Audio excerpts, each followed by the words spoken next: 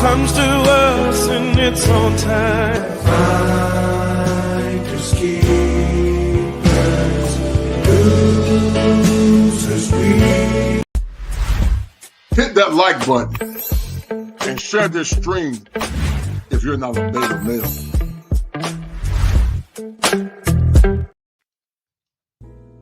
What happened to wholesome American women? What happened to women that more or less value themselves and value their bodies? In this comprehensive show, we will look at the dynamics between the issues that have caused the stress in the current American milieu, and why there's an apocalypse, and what happened to Catherine, and why there's so many KEISHAs in modern America. But y'all, there was a comment earlier. I wanted to respond to this. Through the Fire podcast said, Miss Kendra, is it going? Oh wait, I gotta see it. Miss Kendra, do you ever have moments when you think Black folks will never be able to reclaim meaningful connections with each other based on expectations that we express on Kendra Chiefs? I wanted to answer this. Absolutely. I have talked about this several times. First and foremost, I've been talking about this a lot lately because I've been doing interviews for the afternoon. First of all, I love my show. I love this, right? We're communicating right now via YouTube. All over the world, we're watching, we're giving ourselves a chance at love for someone who might not be in our city. So it's a gift and the curse. So back in the day, let's go to days when marriage was high probabilities. First of all, women didn't have a lot of income, so marriage was like a part of, you guys watch Game of Thrones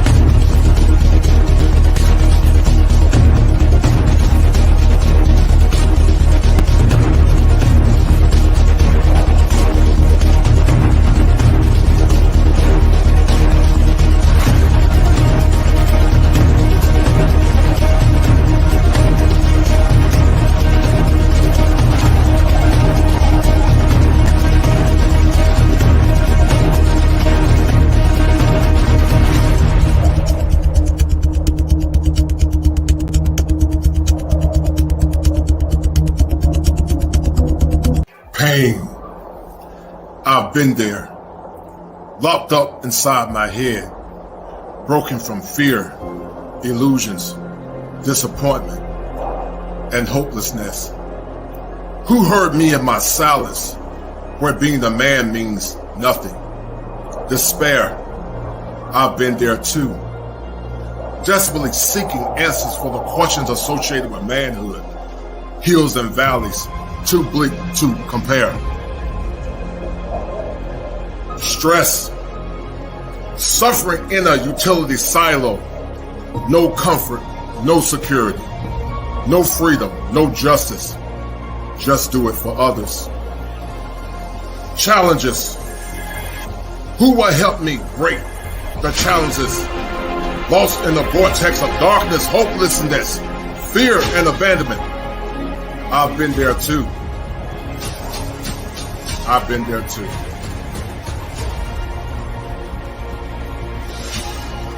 Take the next step to your destiny. Join me in this fight. Walk forward. Deep breaths. Head held high, men. Come join me, men, in the winds of time. Stories, hopes, visions, purified in the fire. I'm not a superhero. And I'm not the Reverend Knight. I'm here to help you. Join me, men, in this fight.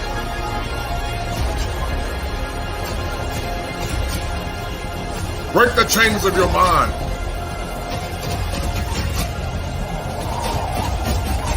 Let's do it now. For now is all we have. Fire for your mind. The kosher clinician. Cognitive dissonance is a condition that happens for a myriad of reasons. Many times in modern America, men and women often do one of the following. They deny the evidence. They become enraged when you present them with the evidence. They argue ad hominem attacks, meaning they attack the messenger instead of the message. And they will fight you or flee because they cannot hear what you are saying. A condition such as this, tied into cognitive dissonance, often happens to those that have or lack self-awareness. They stay in a perpetual cycle of arrested development, exhibited by this.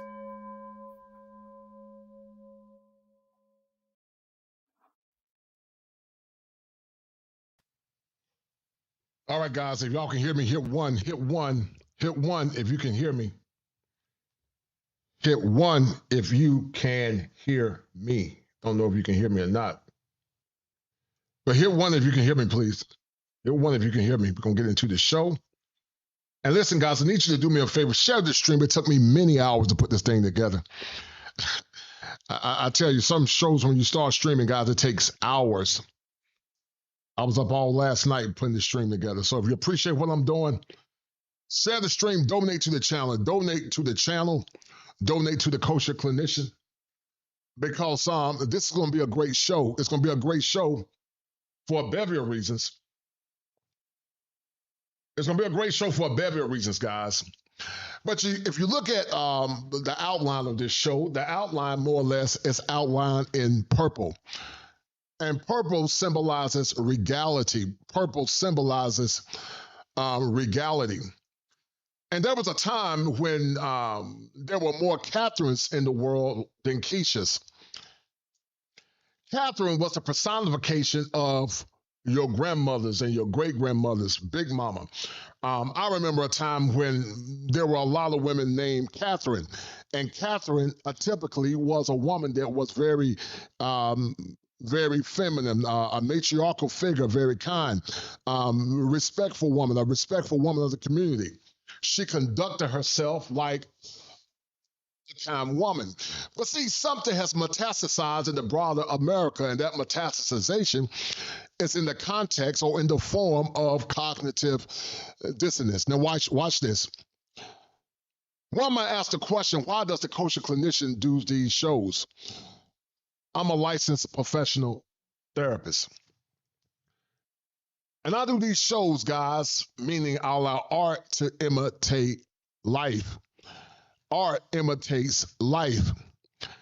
And I do these shows as a safeguard to help those see psychological issues through storytelling, but also to see issues that are not only pertinent and germane to the Black community, but issues that would not be more or less be manifest or explained from different cultural perspectives. In the clinical world, we talk about something called ethnocentrism. Many times in the therapeutic framework, ethnocentrism is predicated from a European perspective. The way they disseminate the science of clinical apprenticeship is due Eurocentric ethnocentrism. And many times it's not intentional, it's just how the profession evolved.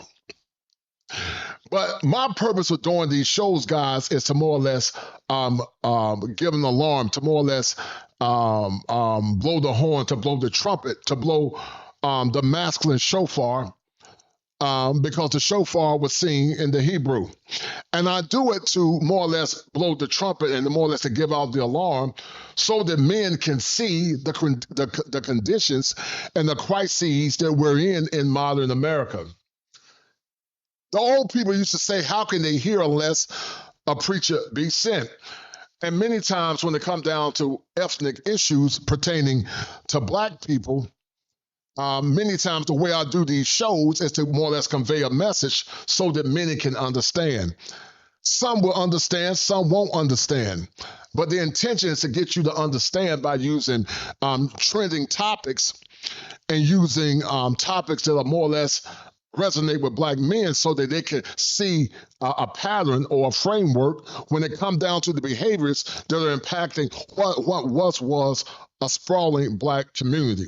So in that note, guys, I'm share this stream and donate because it took me literally hours. I mean hours. When I say hours, it took a lot of time to research and put this thing together.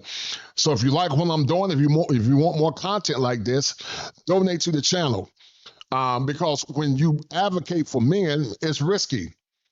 It's risky advocating for men and male issues because it's counterintuitive to the current liberal dogmas that we more or less experience in modern America. So the shofar needs to be blown, and we need to see more women like this, women that have more or less dissipated. Fall comes to us in its own time.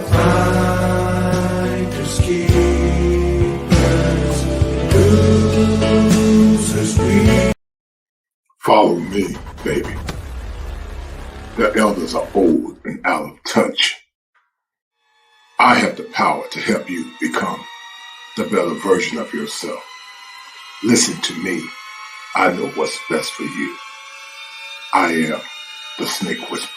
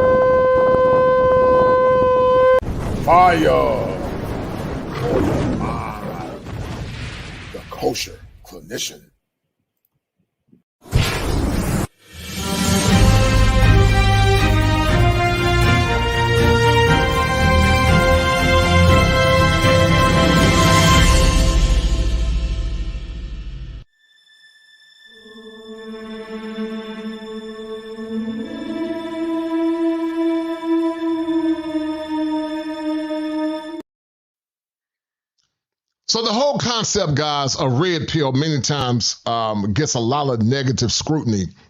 And red pill simply means to see things for what it is. That's all it means. It means to see things for what it is. Many times men see the red pill after they experience an existentialist crisis. But there's not only an existentialist crisis that men are going through, there's an existentialist crisis impacting the image of noteworthy black women. There are noteworthy black women that are in silence due to a barrage of women that some would call hyenas, behaviors that's not consistent with Katherine. So we went from being beautiful black women, a generation where women were beautiful and conducted themselves as ladies, to a generation of Katherines. And KEISHAs, and one will argue that white liberalism played a role in it.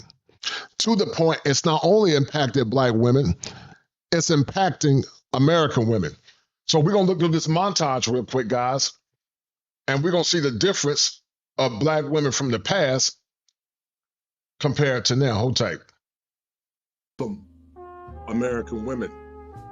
What happened to women that more or less value themselves and value their bodies?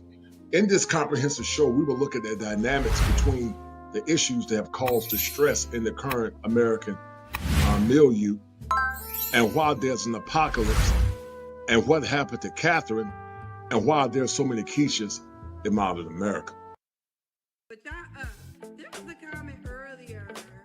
Now, guys, I was looking at this show last night while I was up editing last night, and shout out to Rivervalo Network. He sent me a clip of this. Rivervalo sent me a clip of this. Shout out to that brother. And he sent me a clip of this potential with KEISHA, Kendra G. And it was a woman up there from the Tar Heel State, and she said that she wanted a man that made at least 75 to 80,000, because she said in North Carolina you got to make at least 75 to 80, and I disagree with that. You don't have to make at least 75 to 80. Here where I live at, most median incomes for families is about 6 to 8 to 70. That's combined. So if you're making 75 as a single man, the question would be, why would a man marry a woman that got 6 kids by 3 different men? What man in his right mind gonna marry a woman that's been impregnated by 3 different men? So we have more or less metastasized, guys, from having very astute, beautiful sisters to genetically modified organisms in the name of KEISHA. KEISHA is a genetically modified organism. And the reason why I said that, guys, if you put a blue light under KEISHA, she will have the DNA of multiple men. And it's unfortunate because what it does, it devalues the greatness of black women from the past. I wanted to respond to this. Through the Fire podcast said, Miss Kendra, is it going? Oh wait, I gotta see it. Miss Kendra, do you ever have moments when you think black folks will never be able to reclaim meaningful connections with each other based on expectations that we express on Kendra G's songs? I wanted to answer this. Absolutely. Absolutely. I have talked about this several times. First and foremost, I've been talking about this a lot lately because I've been doing interviews for the afternoon. First of all, I love my show. I love this. Right? So Kendra thinks that we can go back, guys, to how we were in the past. And I respectfully disagree. I don't see us going back to the vibrancy of the past unless you compromise your core standards if you are a traditional man. Because what are traditional men getting, guys, now? What can a traditional man get in the current times of the current world that we live in? What of substance can a traditional man get if he's looking for a traditional woman that made good choices? We didn't say she had to be perfect. But cognitive dissonance say that you can get love and relationships, and I disagree with that. Because many modern women now have been through a lot of trauma. Some of the men have as well, because the trauma the men experience is trauma based on looking for love. And that trauma that men are looking for, guys, is called hopeflation. Hopeflation is men now raising the standards because the hope they had in the past, they don't see it in modern times. So it's hopeflation. They're hoping that they can find a woman of quality like that men could years ago. So hopeflation is the new norm based on relationship capitalism. Shout out to Peaceful Life. And as a response, it was a response to what some call hopeflation. And hopeflation is a byproduct of manflation, meaning men now are raising the standards as a byproduct of what they need, sadly, in modern times. Communicating right now via YouTube, all over the world. We're watching, we're giving ourselves a chance at love for someone who might not be in our city. So it's the gift and the curse. So back in the day, let's go to days when marriage was high probabilities. First of all, women didn't have a lot of income, so marriage was like. Yes, women didn't have a lot of income, but neither did black men in general. See, the narratives of conversations like this is that women didn't have a lot of income, therefore they got married out of necessity. And that's a myth because some did get married because they wanted to leave home, but that was not necessarily always the case. It was an understanding and it was considered to be virtuous to find a man in your younger years and start a family. That was just the norm in society. Some did it out of duress, but some did it because they wanted a healthy family.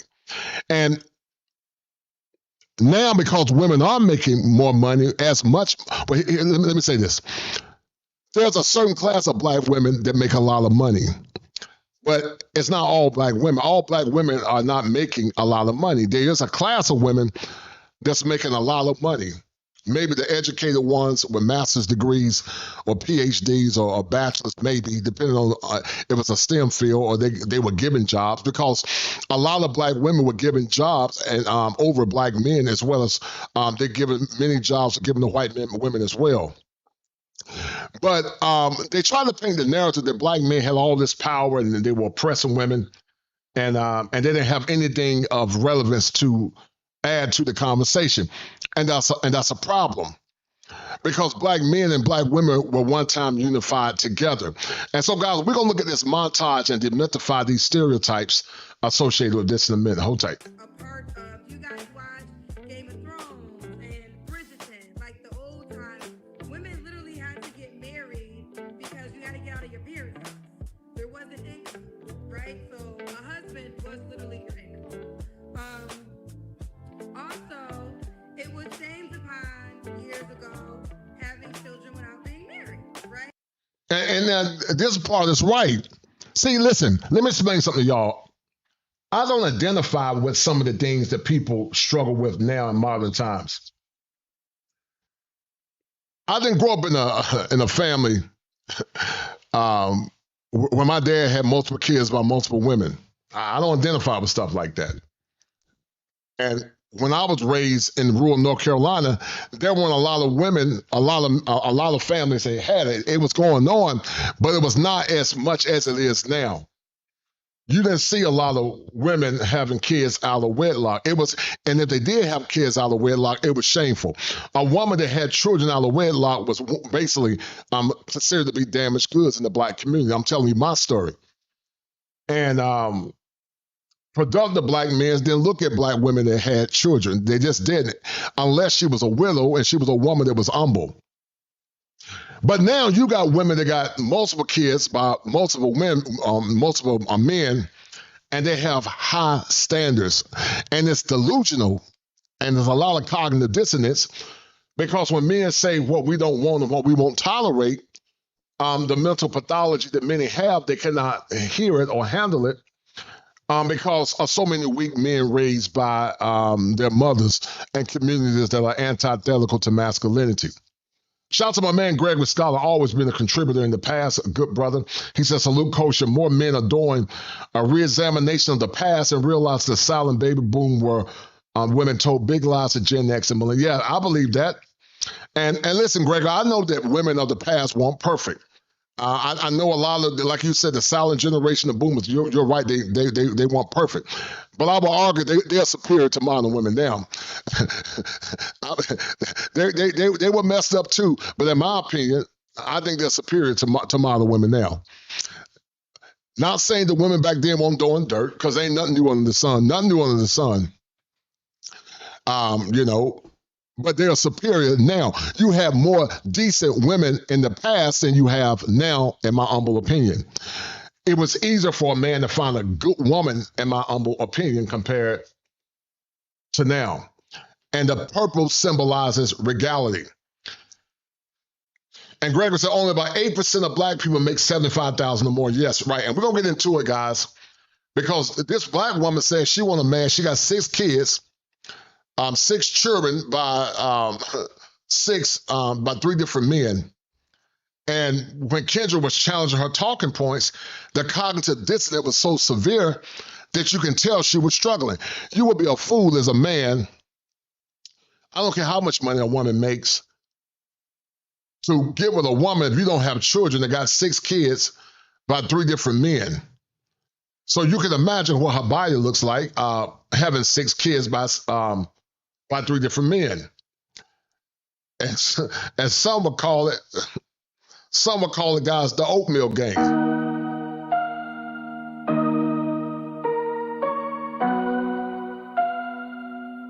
I'm trying to touch the states this time.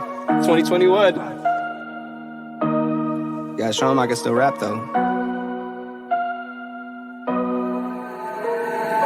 I'm in the game, I was on the bench.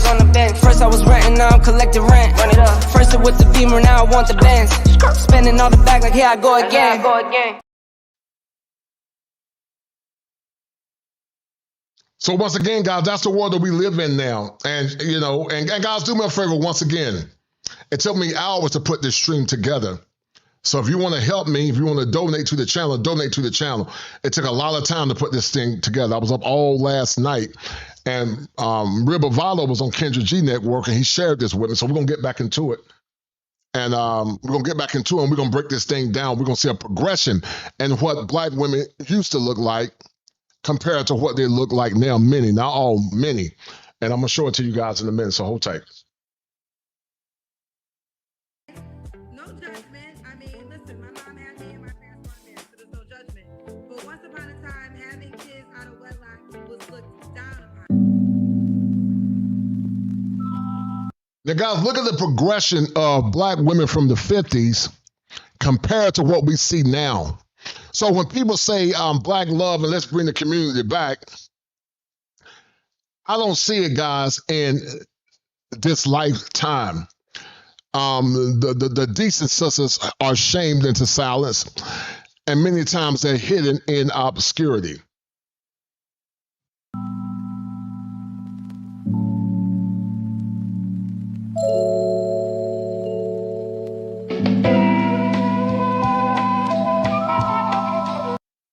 Now, these were upper crust black women. These were upper crust sisters. They were the personification of femininity.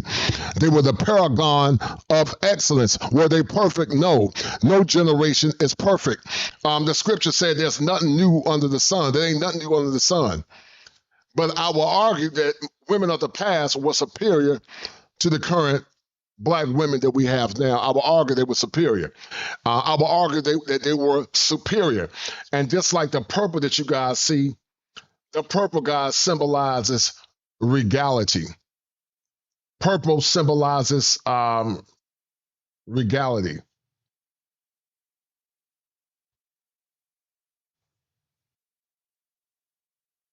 Shout out to I Am Misha. How you doing, ma'am? Hope you enjoy the stream. Hope you enjoy the stream. I Am Misha. Thank you, ma'am. But once again, guys, donate to the channel and get the likes up. Share this stream. This is going to be a good show. It's been a lot of time putting this thing together. But there was a revolution, and we're going to see how rapid feminism played a role in shaping the behaviors and attitudes of good black women. But the question is there a counter movement, a counter revolution where black women are beginning to speak out?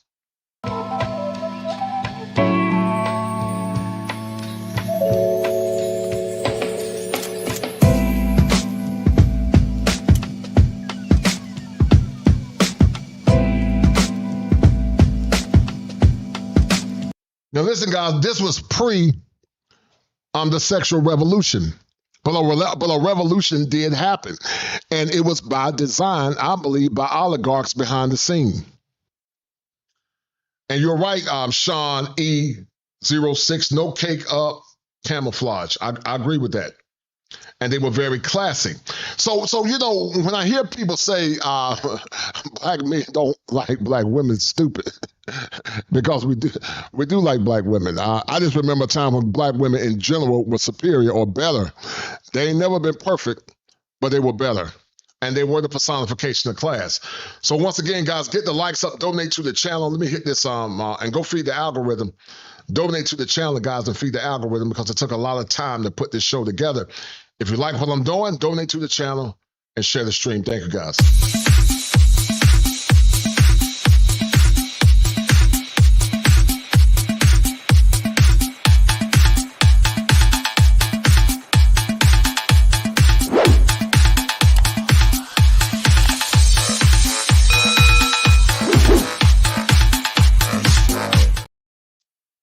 Shout out to my talented friend, always showing love. Shout out to my brother, Gregory Scotland, always showing love.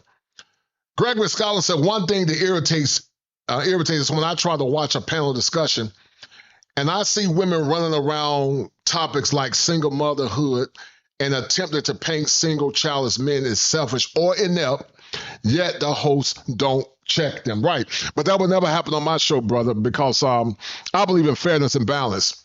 I believe in fairness and balance. And that's part of Gregory Scotland, the cognitive dissonance that many have. The revolution was not televised, but it was televised in liberal indoctrination on many campuses. It was by design to take and more or less influence our women to become the women that they are now. And it did not just impact black women, it impacted American women. So once again, guys, don't let Gregory be the only one, as Gregory is the #1 sponsor of the stream, always showing love. Thank you once again to brother Gregory Scott.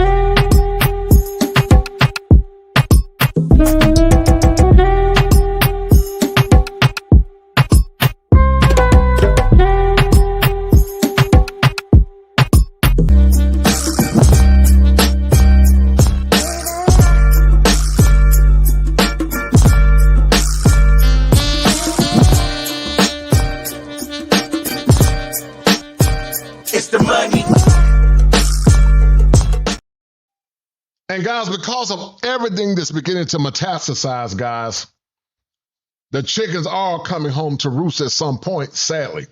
And we're going to see why so many men are beginning to check out, but hold tight.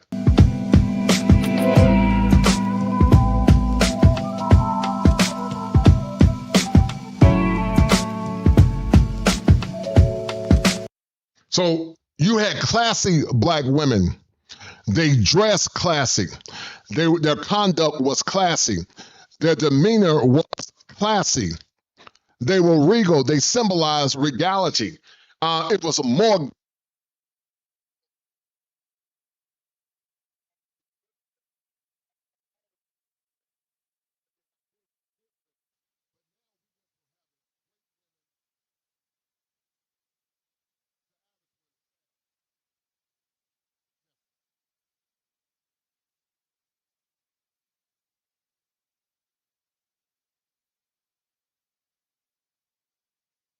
Can y'all hear me? I don't know what happened to my board. Hold on for a minute. This went off for a minute. Hold on. But it went from great guys to average. And so what we had in the past is totally different than what we have now. It went from great to good to subpar. Now you got more subpar than having great women. And art imitates life, guys, and y'all are seeing it. Shout out to my man, MC Recovery and Wellness. Casey, I'm editing videos now. Love the fire in your mind. I appreciate it, brother. Yeah. I appreciate it, man. Thank you, sir. All right, hold on.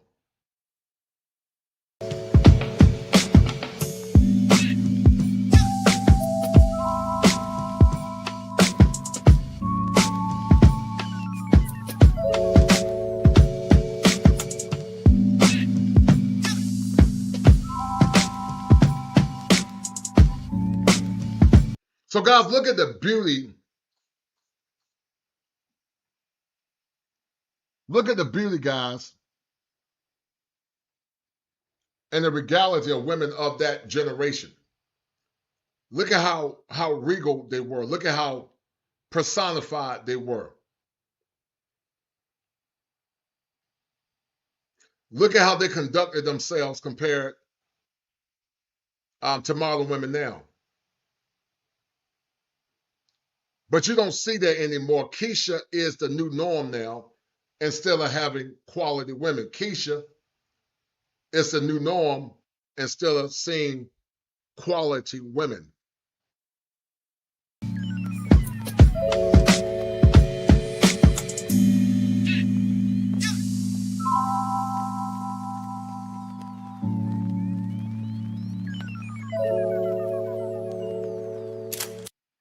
So look at the behaviors, guys, of how we have metastasized from where we were in the past compared to now.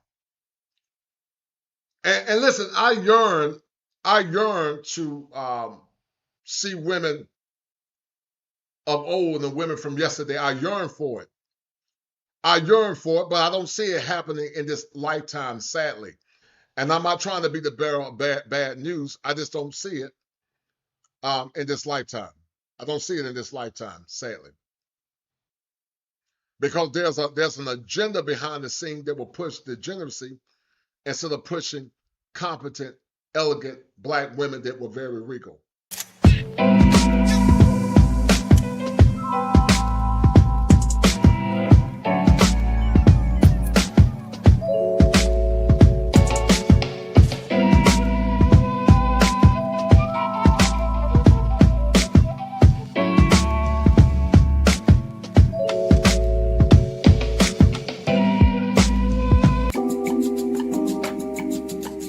Now, you guys, y'all see a trend. You go back to the 50s, they were extremely elegant. The 60s, they were still elegant. But around the 70s, they were still good, but they started taking more clothes off. And then you're going to see from the 80s up to the 90s and what's happened now. What you're seeing now, guys, is a monstrosity compared to the past or compared to yesterday.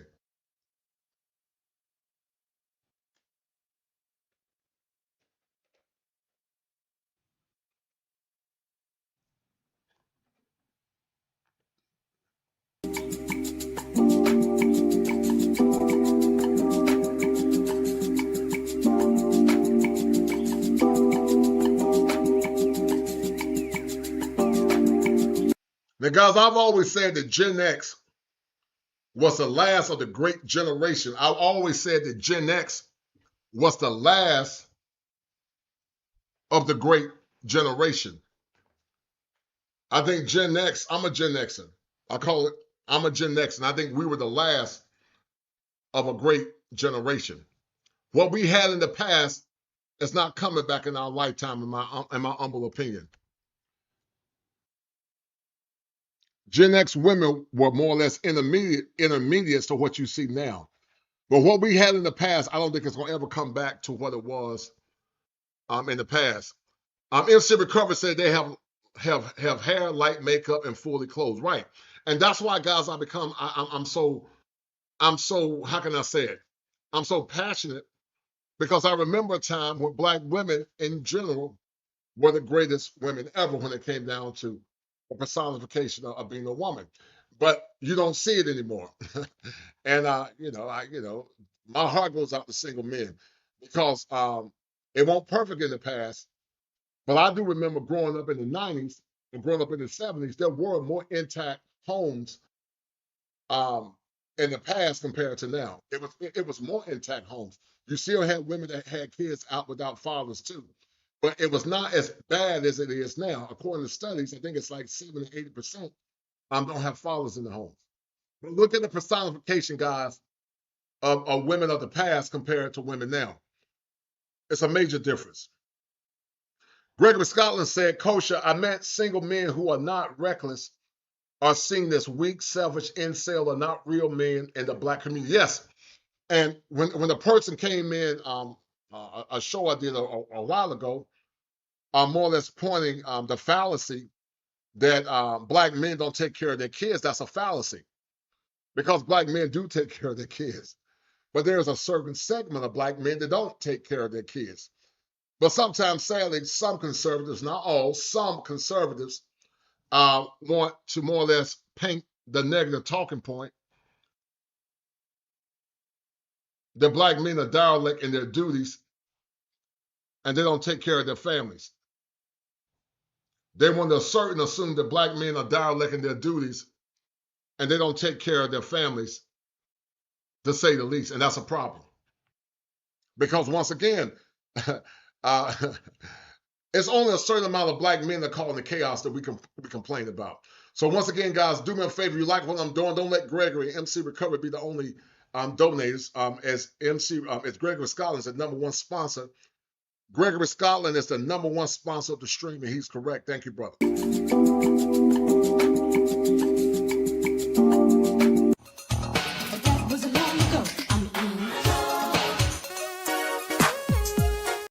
And guys, now you're beginning to see it turn up more. From the 50s to the 60s, the advent of the sexual revolution, more black women started to say they wanted control. They wanted control. They wanted control of their bodies. In the 90s, it was still not that bad until maybe like mid-90s with gangster rap. But they wanted control. They wanted control like Janet Jackson. And now the control is so perilous that you got women that say they can have babies up to the 9th month and nobody can tell them what to do with their bodies, not understanding that that baby is a part of their body as well.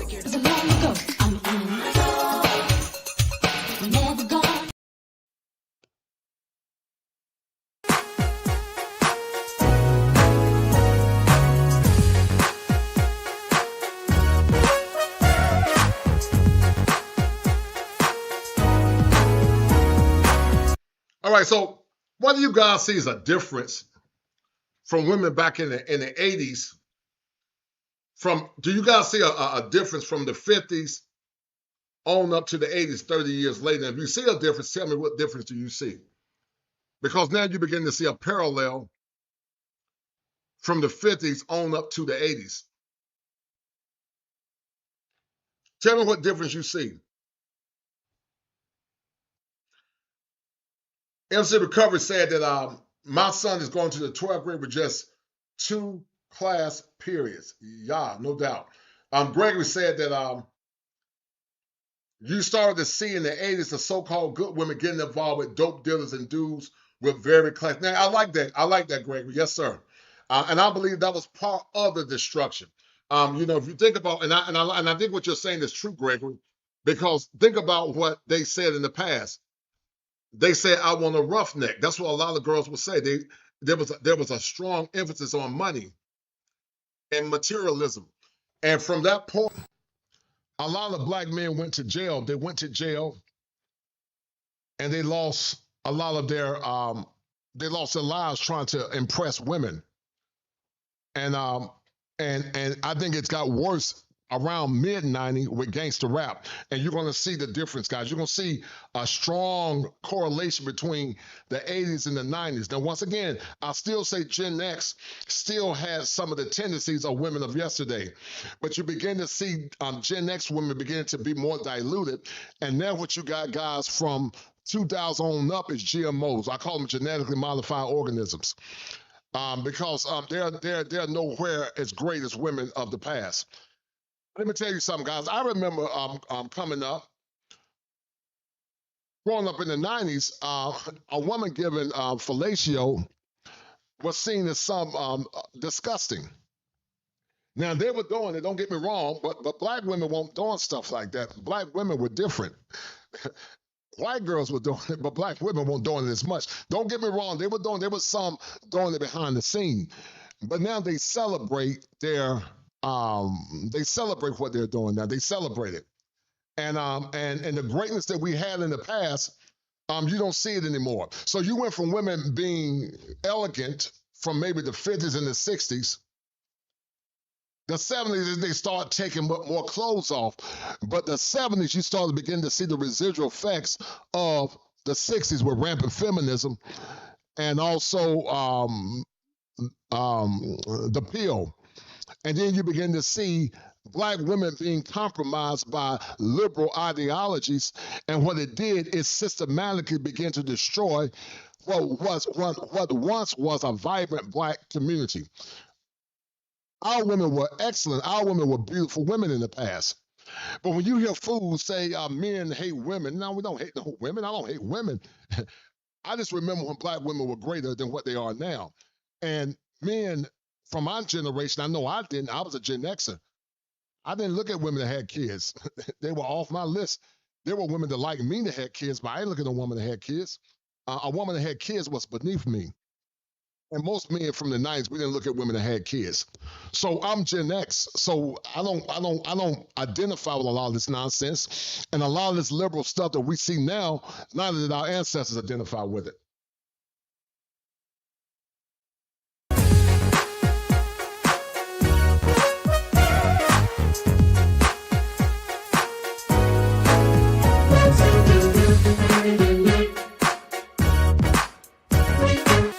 And you can begin to see the change, guys, in the attitudes like, I don't want no scrub. My scrub can't get no love from me. That was part of the 90s.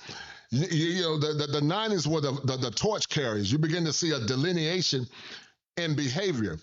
But once again, men didn't, in the 90s, we didn't look at girls that had kids. I remember men calling women that were promiscuous, we called them chicken heads. Shout out to Peaceful Life. But they called them chicken heads. They called them skeezers. That's what they called them. And many times those same women call men that didn't have money busters, bums, and losers. Many times they call average guys busters, bums, and scrubs. In the 90s, they started saying, I don't want no scrub. A scrub can't get no love from me. He was just an average guy that was trying to work and come up, but they looked their nose down on those men, to the point that many times 90s men would sing love songs to aggrandize women like now that are KEISHA. So once again, we went from having women like Miss Catherine to now KEISHA is the standard. And you can't have a strong community with women like KEISHA versus black women like Catherine.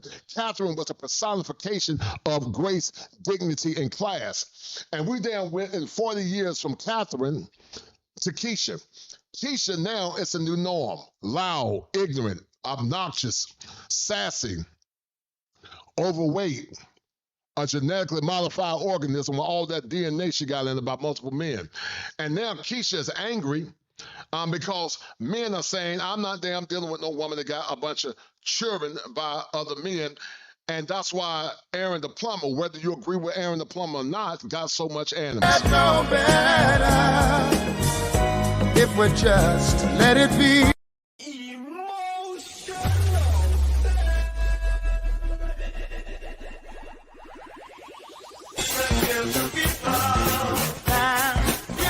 Give the people what they want. You let him hit it raw. You didn't have second thoughts. Now you a single mom. Now you a single mom. You said I'm a haddish kid.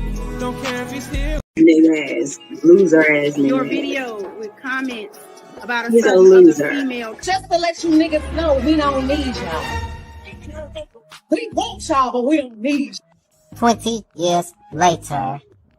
Our black men, we want all y'all back. Because we love you, we see you, kings.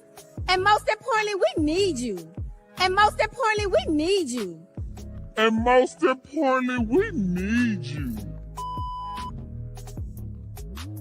You can't. If you a that's for the streets. You can't delete the ski. You can't delete the ski. I know a who used to suck dick every mother night. You can't delete your.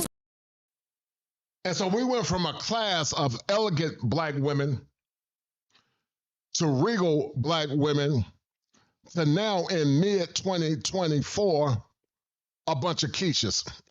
And and KEISHA, once again, is loud. She's sassy. She's overweight. She got kids by multiple men. She has severe cognitive dissonance. You can't tell her anything. And what the gynocracy will do is try to shame hardworking black men with a traditional mindset and to coming into a relationship and then I'm taking care of somebody else's children, which can lead to a mental health crisis for those black men.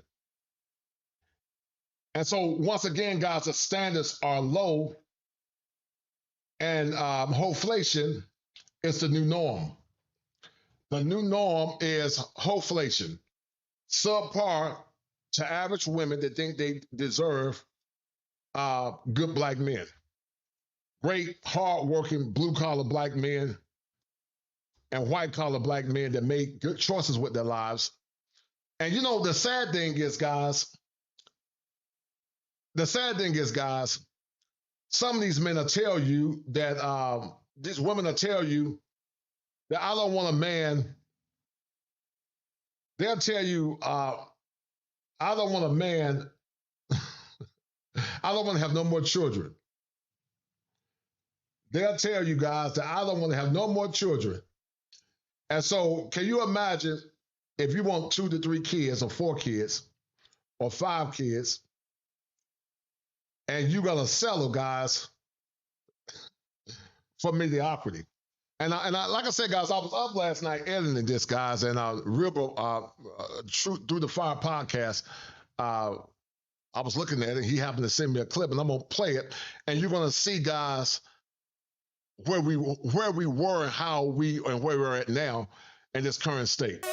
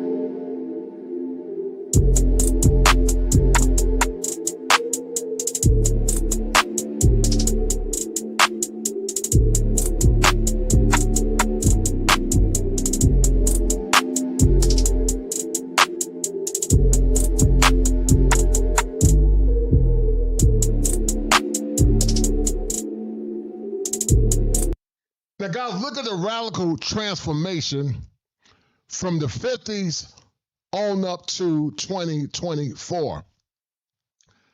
Almost 50 years or more later. That's radical, guys. And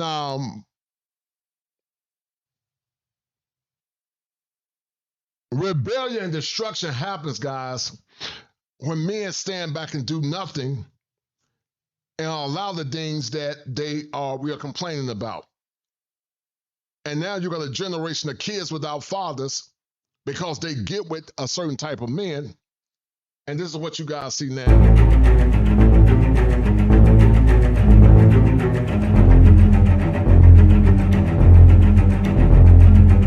When men fail to lead, the children rebel and the women take over.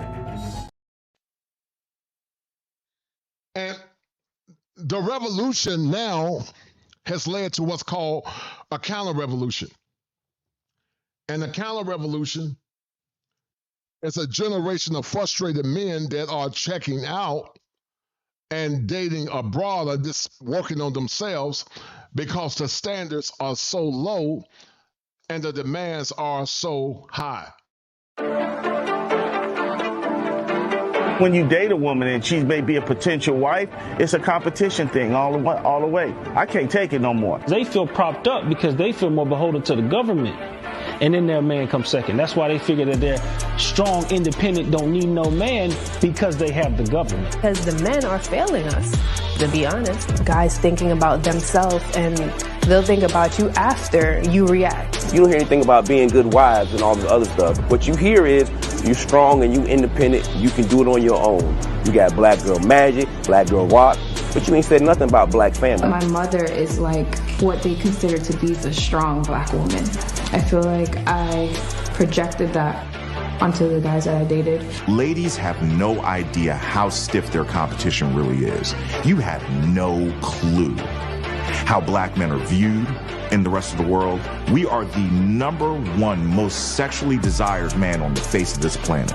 They would call Jesus Dusty if he was here living in America because of the gross narcissism that a lot of our women have.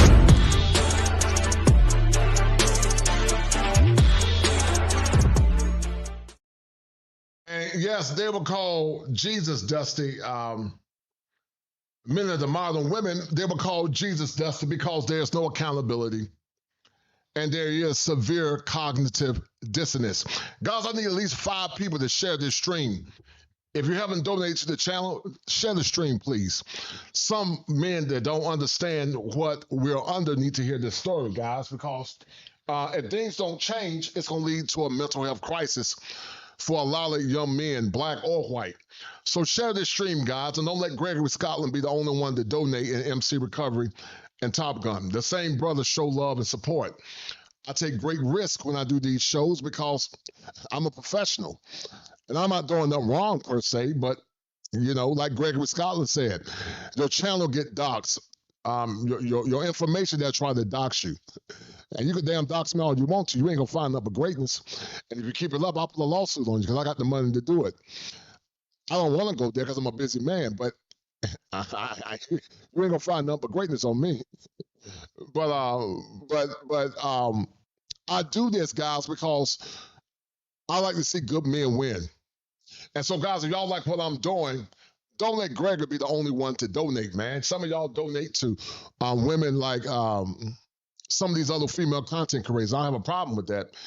But don't let women out-donate like male media. So we're going to get back into it, guys, and I'm going to show you guys something, so hold tight.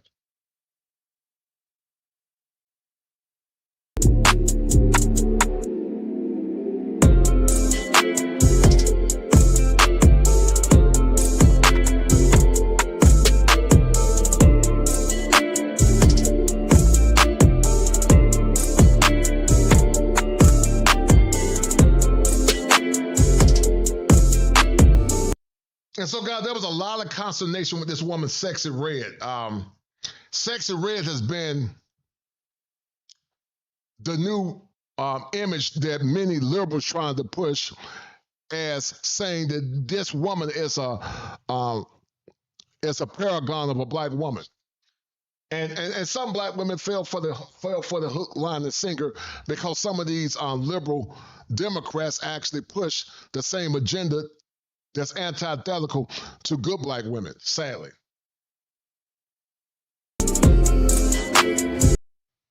So now women like Sexy Red, guys, has become a personification of black women. Sexy Red now is considered the paragon of a black woman. Now look, we went from the 50s to beauty, elegance, and dignity to this GMO that you see now. And what I mean by GMO, a GMO in attitude, but also a GMO because of the amount of men that she's been and all the DNA she's ingested, literally and figuratively. So this is what you men got to choose from. Kendra G's show, like somebody says, the new Jerry Springer. And these women, many of them, it's what you men got to choose from. The Pop the Balloon show, it's what a lot of you men got to choose from, especially older men.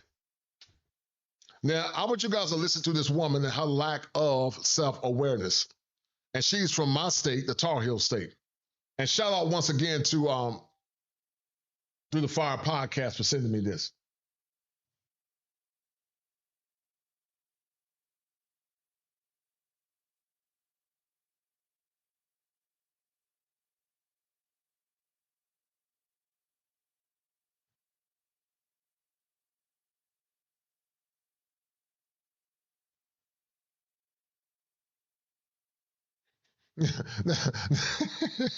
Now think about it, esteemed gentlemen.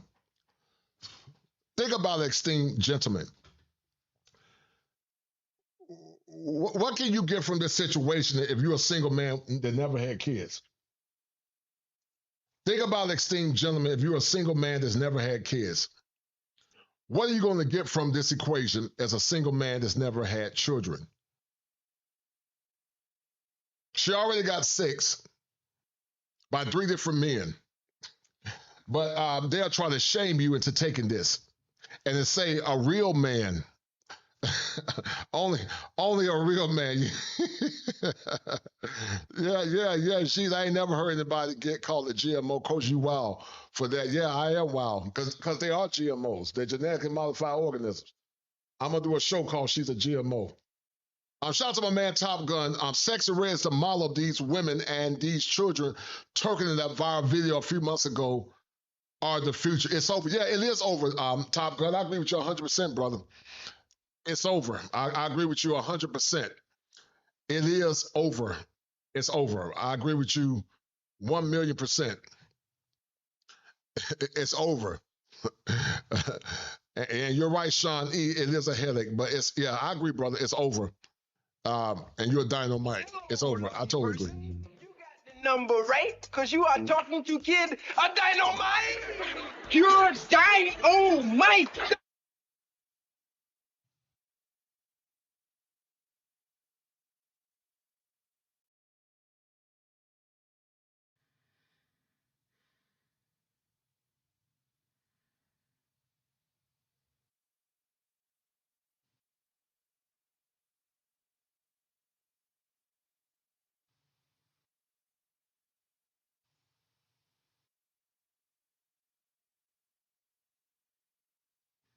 $12, $9, and 5-year-old twins. And she said you got to make at least $75,000 a year. And God, this goes back. This goes back to what we call hopeflation, guys. This goes back to what we call hopeflation, guys. Hopeflation, and manflation. What?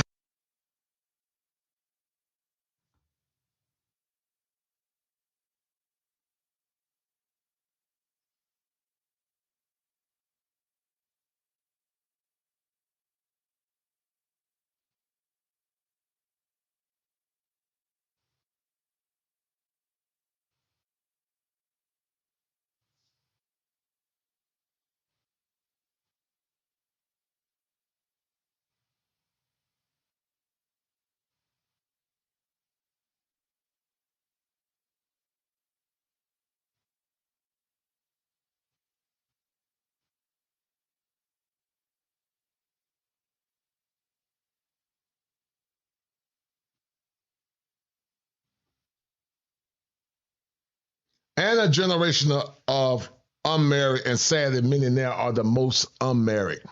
But this is what competent men that work hard got to choose from. This is what you guys got to choose from, sadly.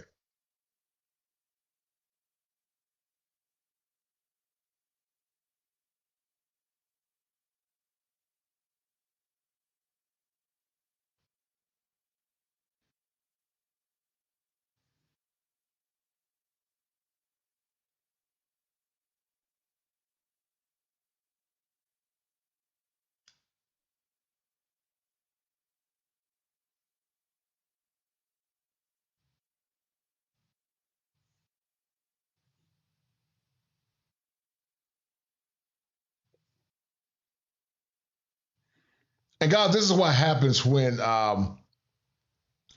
fathers don't pick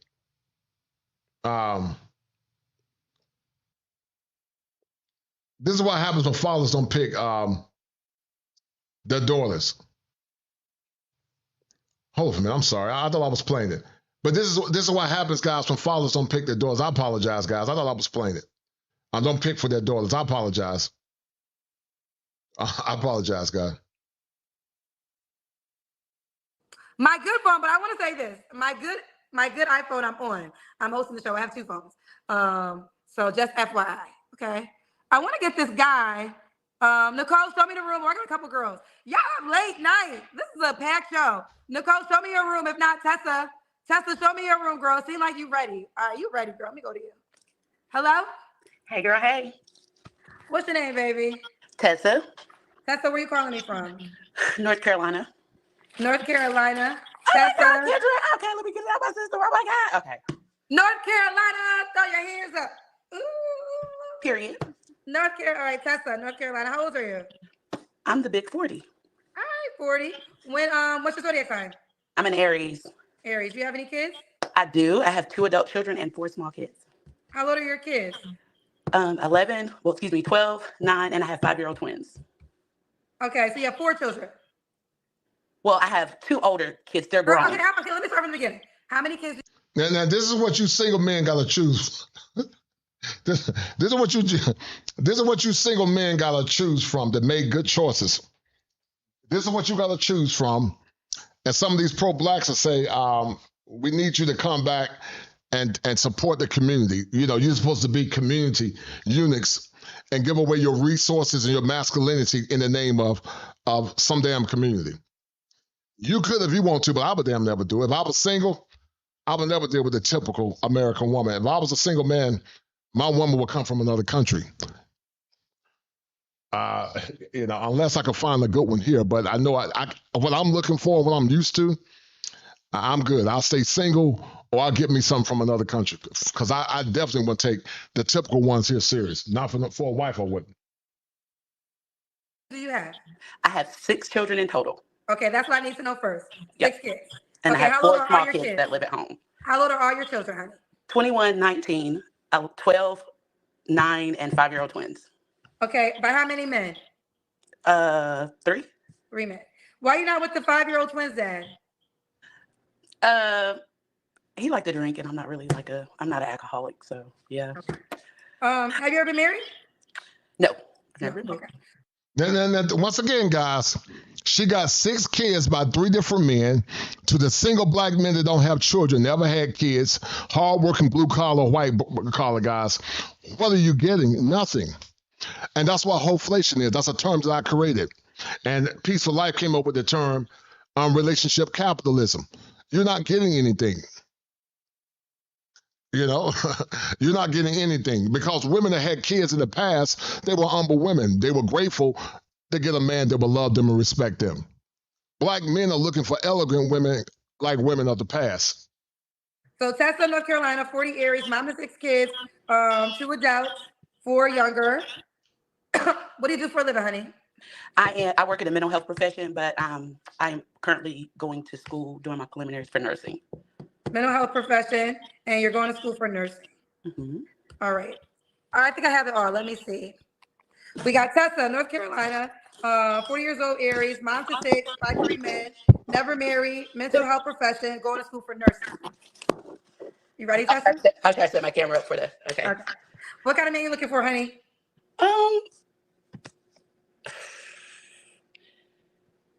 Someone who is just I don't want to say it's hard to describe what you want because people. And guys, y'all gonna find out that many of these women are never single. They're never single. They are never single. They might not be in relationships, but it doesn't mean they're not getting no ping. They might not be in relationships,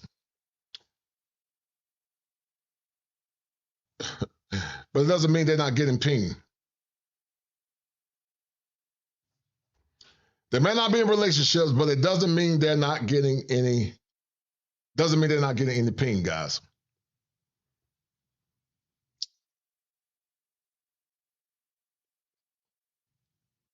So when they say I'm single, well, that's theoretical. They may be single, but they're still, many of them still having sex. So how can you take a woman serious that got 6 kids, still giving her body to her value, her currency is her body, and she's giving away for free? But you want a man to value something that you didn't value yourself, and you gave it to multiple men for free, which is your currency. So you want a man's currency, which is a protection provision, but yet your currency, which is your body, your ability to be chaste, you gave it away for free. And listen, I'm not against a woman. If a woman want to sleep with multiple, that's her business. She can do what she want to do. But don't damn think you're going to get a good man, because men and women are not the same. We're not the same. There are things that men can't do. There are a lot of women that are bi-curious. A man could never be bi-curious. He would be shamed into silence if he was sleeping with other men. And if you don't believe me, if you don't believe me, guys, if you don't believe me, ask my boy from the past. I can't think of his names. Ask Andrew Caldwell. Not gay no more. I am delivered. I don't like men no more. I said I like women.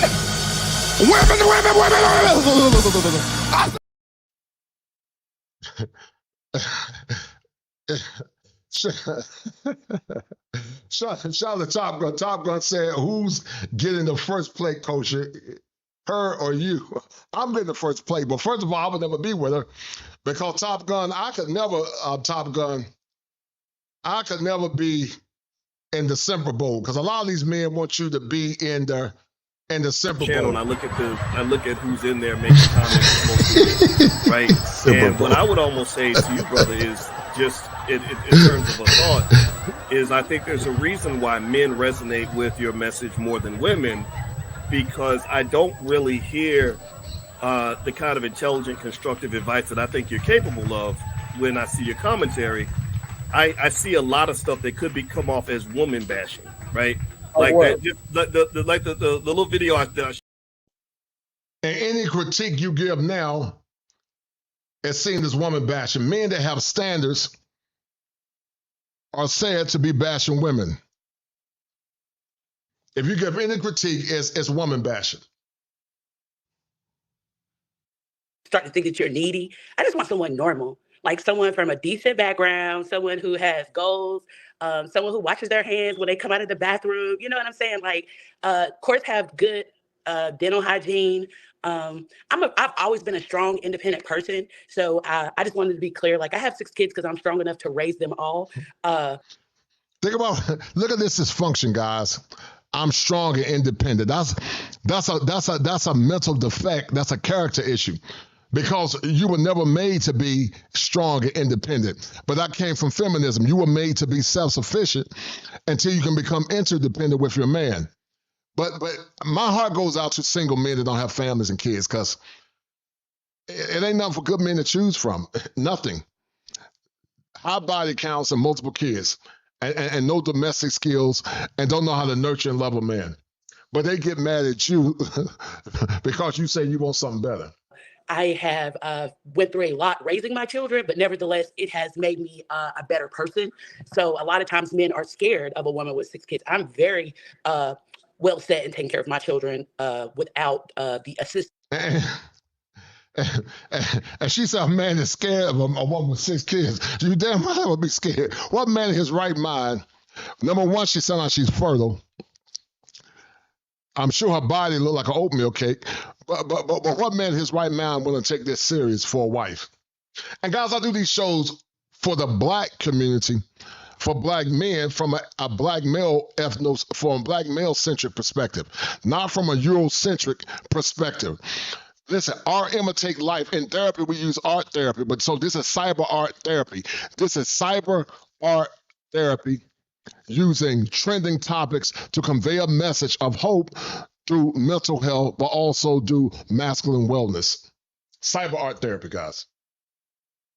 Of a consistent companion. So I'm not looking for a baby daddy. I'm not looking for someone to come in and do anything that they do not want to do. I'm very upfront about just being strong in that aspect. However, my perfect companion would be a family guy, someone who's oriented. He can have children.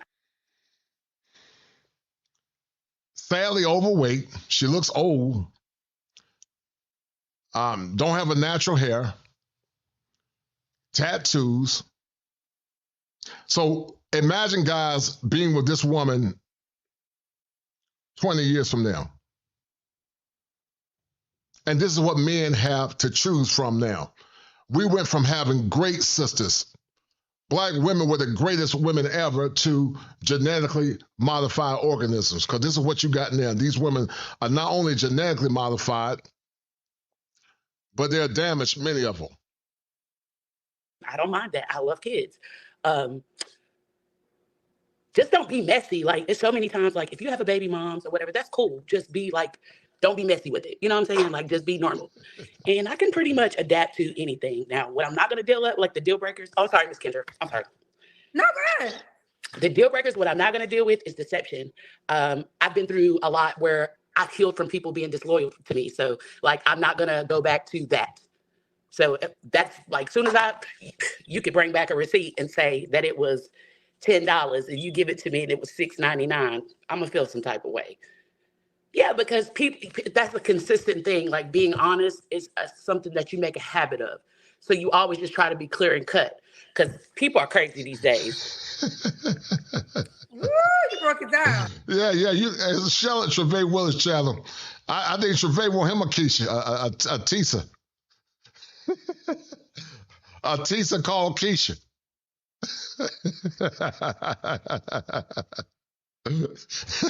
Someone said 600,000 miles. A lot of miles on that car. She asked, as soon as you drive off the lot, she gonna blow up. Yeah, she is looking for a retirement plan.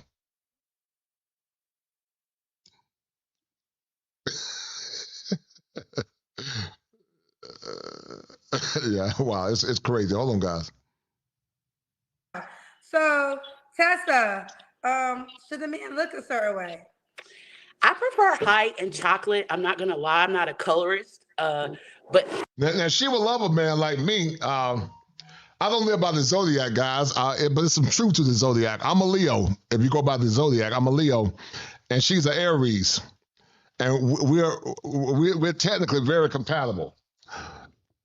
She will definitely love me because I'm 6'5", 6'6", dark skin. I got that Leo swag. She will fall in love with Coach. Yeah, she will fall in love with Coach, guys. She will fall in love with Coach.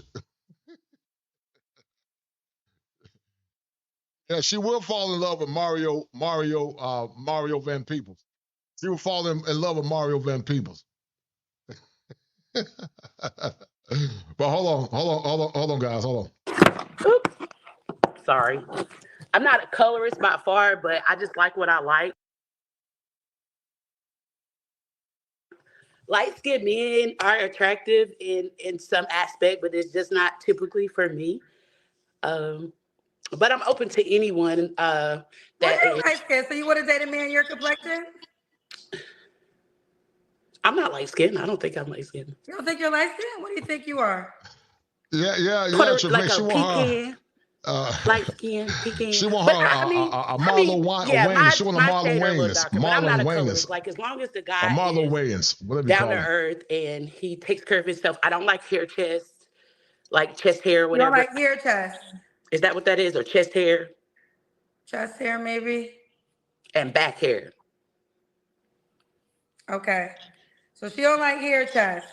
But I like big guys. I mean, not 600-pound life big guy, but stocky is good, thick. I'm a country girl, so I like I like them thick now. Okay. What about money? Should he make a certain amount of money? In this day and age, and the way these women been taking care of these men, yes, he needs to make his own money. Because I'm gonna carry my own.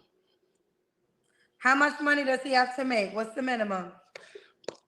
Well, in North Carolina, you got to make 3 times the rent to even survive. So the baseline for that is about $75,000. Okay. So he should make $75K.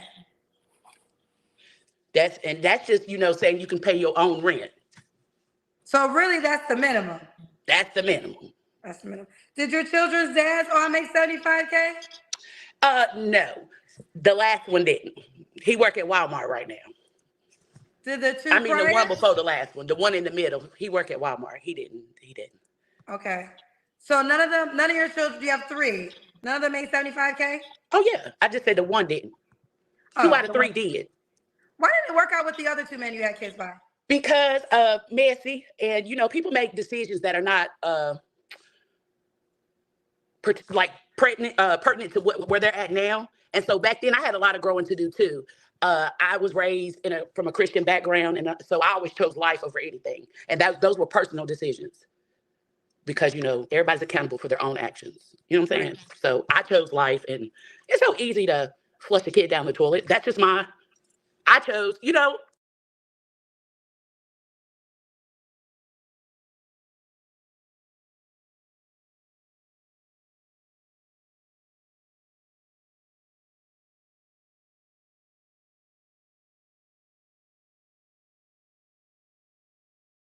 I won't pay no $75,000 for this woman. And Terrence is correct. You don't have to make a lot of money in order to be successful. But I'm not paying $75,000 for a woman that got 6 kids by 3 different men. If you know how to manage your money, you can live good in certain parts of North Carolina. But the delusion is unreal, guys. And they get mad at me. They get mad at me and say it's harassment, bullying, he don't like black women, silly stuff. But you show these idiots, if you show them the evidence, but they're so damn delusional, you don't like black women. But don't look at the behavior, but the cognitive dissonance and delusion so strong that they'll look over all of that because they're fixated in their mind that they think they deserve the best. It's crazy, guys. And I was looking at this last night, and while I was trying to edit this show. So once again, guys, donate to the channel, and don't let Gregory Scotland be the only one, him and Top Gun. To do me. So, yeah. Fair enough.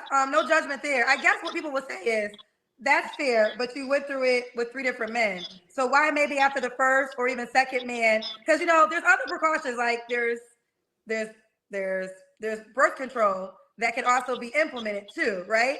To prevent being in those positions. So I think people understand a one-time circumstance, but you went through the circumstance with 3 different men. Well, everybody has their own story. I can't tell it on the Kendra show tonight. Everybody has their own because of what you said. We don't have to deep dive. No. I get it. I'm just saying, like, everybody, there's an explanation for that, but it's sort of like too deep for here. But I get exactly what you're saying. I would say that too, just with someone else because I would want to know, like, what didn't work for you? You know what I'm saying? Because everybody has those questions. That's a real question. However, I say that I don't use that as a crutch. A lot of women use their choices sometimes that they make to do other excuses, like to treat men wrong, drag them, use them for money, do a lot of ill will things. I'm not bitter. So I just take it as it comes, and, I'm still human. I think I deserve to have fun, life, whatever the case may be. No, absolutely. Something you said earlier, you said that you feel like sometimes men are, I don't want to quote you wrong. I'm not sure if you use the word intimidated, but you said scared of a woman that has 6 children? Yeah, well, like intimidated. Yes, ma'am. I did say that. Because they feel like, people, we want money. We want this, we want that. We want somebody to take care of our kids, this, that, and the third. And that may be the bad. And ma'am, you do want somebody to help you take care of your kids. You might not want a man to exclusively take care of your kids, but you want a man to take care of your children, your children. You want a man to help you take care of your children, ma'am. So stop lying, ma'am. You want a man to help you take care of them children.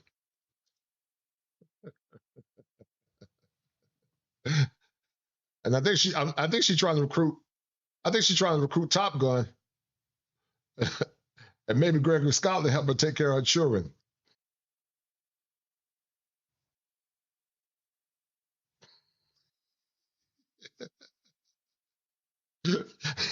Top Gun said, salt and pepper earrings, long tatted titties, a big bell,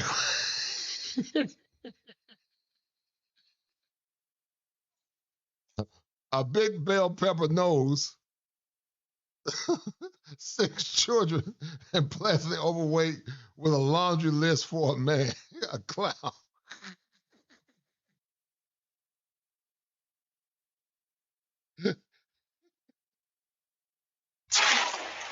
America's chickens are coming home to roost.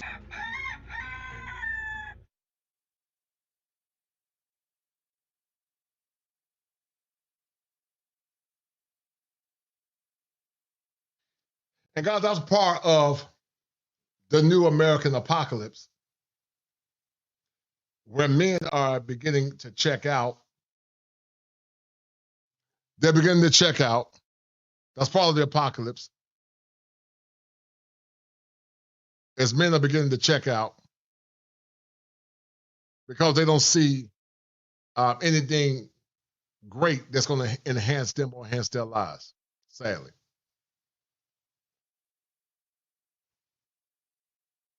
Background for some women who have, they may be looking for that come up or whatever the case may be, but that's not every woman. So that's fair, why I said but you are saying the guy has to make at least $75K to date you. Yeah, for himself. That means he can afford his own rent. That means he don't have to stay with me. Because remember, I told you in North Carolina, they like to live, to actually survive, you got to make 3 times the rent. So here's what they'll say, okay? And I want you to respond to this. Okay. And I know my cousins, if I make you a highlight, it's not that man doesn't exist, but they will say, why would a man who makes $75K date a mother that has 6 children by 3 men? Oh, well, I would say, I have dated men of many calibers, and that has not stopped me from pulling a lot of nice men who come from the background that I described. I'm not trying. Yeah, it's extreme delusion. Women don't understand that men will date you, but dating a man is totally different than a man asking you to be his wife. Yes, ma'am, many men will date you and have sex with you and not take you serious. They'll use you just for something to play with until they can find something better. But they just don't get it. They understand when it comes down to sex, men are opportunists. Just like women are opportunists when it comes down to money. Trying to sound cocky. Right. Nevertheless, I had my own objectives. I had my own goals. And I wanted to be at a place where I can say I want these things. Because I realized that I did have 6 kids. That I realized I am a single Black woman. And it's going to be a little bit more harder for me to be in that pool. So once I was able to pull myself up to that threshold to be independent on my own, pay my own rent without Section 8, not be on food stamps, you know what I'm saying? To be able to do those things or accomplishments from where I'm from, sorry, Ms. Kendra, and to be like, I can say, oh, I want this. I want this. I need this because, why not? No, I love it. I guess the follow-up would be those men that you pulled in your caliber. What happened to those guys? Why couldn't it grow into something long-term? Now, just because I was ready don't mean they was ready. And but that's always what it kind of comes down to. Period. But why not? It's not like I don't date a lot, Miss Kendra. Like I'm very self-absorbed. Like my kids working, things of that nature. So I feel like just seeing what's out there is okay. But I'm not really. I want to see, but it's not going to hurt me because I know the odds. Like you said, like it's a lot of consistent things happening in the dating pool. Well, the thing is, I have to be honest. I feel for a lot of Black women because it's in the numbers game. The quantity is for the type of man y'all want. Now, there's men, right? Okay. There's men out there every single day walking this planet. But most women want a certain type of guy, and there's not enough of that certain type of guy to go to every woman that desires him. So I actually feel like I do feel for my Black sisters because I know that there's just the kind of guy that every woman wants. That guy, there ain't enough for to go to everyone. Well, why would you feel sorry for him, Kendra? I disagree with you, ma'am. I'm 6'5", 6'6". Listen, a man of my caliber and education and credit, they don't qualify for men like myself. Most of them don't qualify for average guys. So can you imagine a man that stayed home with his mom, slept on the couch? There's one thing with a man staying home, he's saving his money, he's productive. I'm not talking about that man that stay home. He's trying to, if he's helping mom out, he's stacking his money to build a house. I'm not talking about him. I'm talking about a bum. And he said he deserves a woman that's submissive, a woman that's kind, a woman that's fit, a woman that knows how to speak life into a man, but he's playing Xbox and eating Cheetos and overweight. But ma'am, you say you feel sorry for these women instead of telling these women you don't damn qualify. The problem with modern women is that women forgot to ask Black men what they want. And I came up with a term, guys, called Black love without consent. It basically means that you have to consent and ask men what they want in relationships, if you're going to get the outcomes that you're looking for, you got to consent and ask the man what he wants in a relationship. And many have failed to ask black men what they want. And that's why we keep having these circular arguments. But there are men that you can have, but then it comes down to the men that you probably can have for whatever reason. I'm not saying you should be with this guy either. He's X'd out for whatever reason. And probably shout out to my brother. I ain't seen him in a minute. Strange. I was thinking about you today, brother. My man, James Turner. He said she doesn't have Jesus, but she looks like she been ran through all. It looks like she ran through all 12 disciples. She can't delete the ski. Yeah, this is for you, James. Hold on, James. Hold on. Nigga ass, loser ass nigga. Your video with comments about a He's a certain loser. other female. Just to let you niggas know, we don't need y'all. We want y'all, but we don't need y'all. 20 years later. Our black men, we want all y'all back. Because we love you, we see you, kings, and most importantly, we need you. And most importantly, we need you.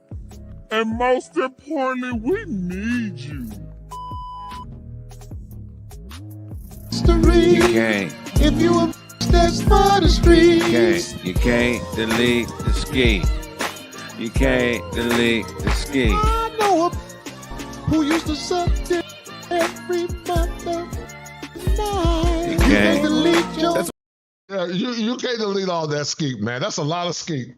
And like somebody said, this is what you guys got. This is what you great gentlemen that made good choices gotta damn choose from. She said, but Kendra said she feels sorry because they can't get the men that they want. But Kendra, you are actually adding to the pathology of these women because these women don't qualify for the men that they're asking for. You can want those men, but you don't deserve those men. And the problem is many think they deserve those men, and that's the problem. And that's a mental illness. That's a cognitive distortion, guys. That's the minimization of masculinity. Because no man in his right mind would damn deal with a woman that got 6 kids. Can you imagine? Masculine men don't like to have the thought of other men messing with their woman, even if they don't have kids. Most men don't want a woman with a high body count. But she already had 3 men to put their DNA in her. Imagine the men she had prior to that. This woman is damaged. She's a GMO. And no man in his right mind gonna take her serious because she already said she's strong and independent. She overweight and she got tattoos.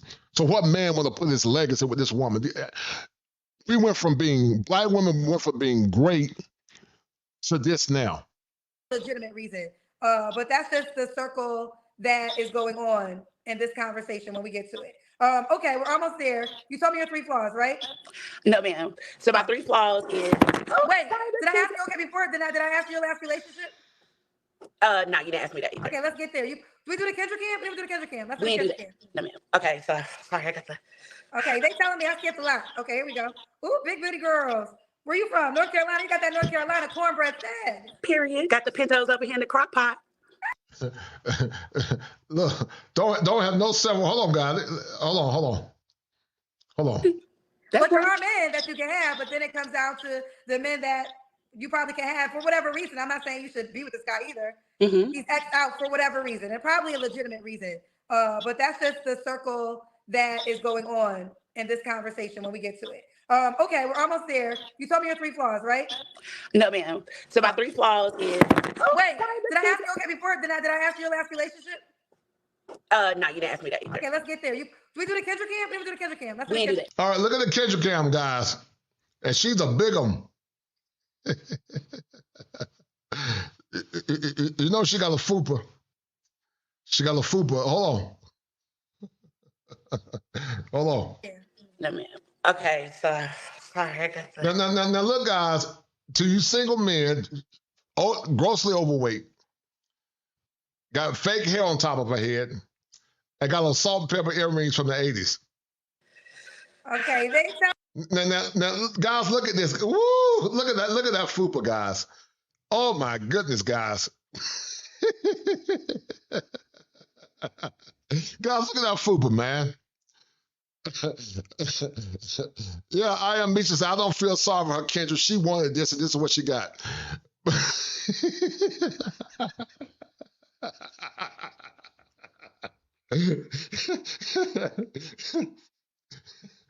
Look at that football. Hold on, guys. This is what they want you guys to come back and settle for. Hold on, guys. Miss Oatmeal Fupa. Hold on.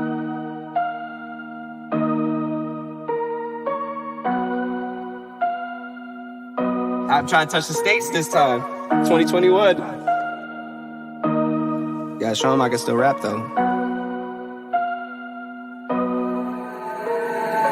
Now I'm in the game, I was on the bench.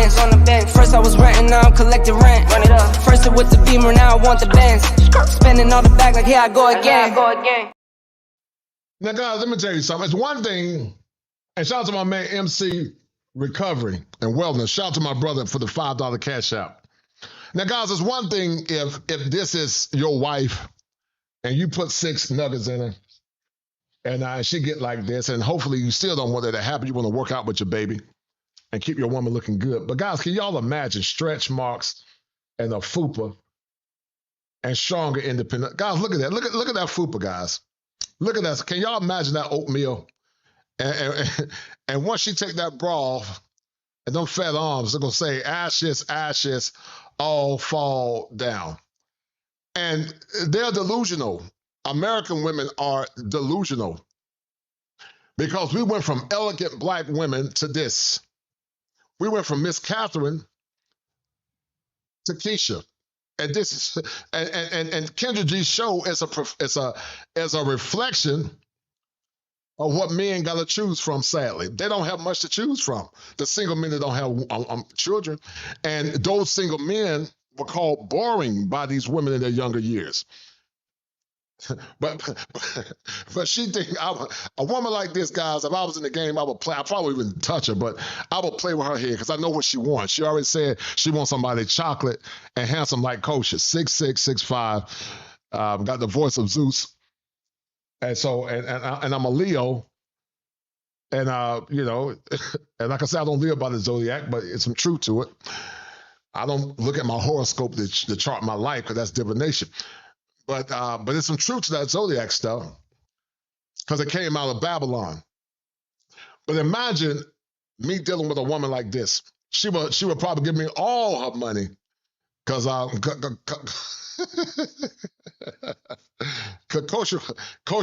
will put the thunder in her. Telling me I skipped a lot. Okay, here we go. Ooh. Look at the Top Gun. Top Gun, she said that's what she wanted.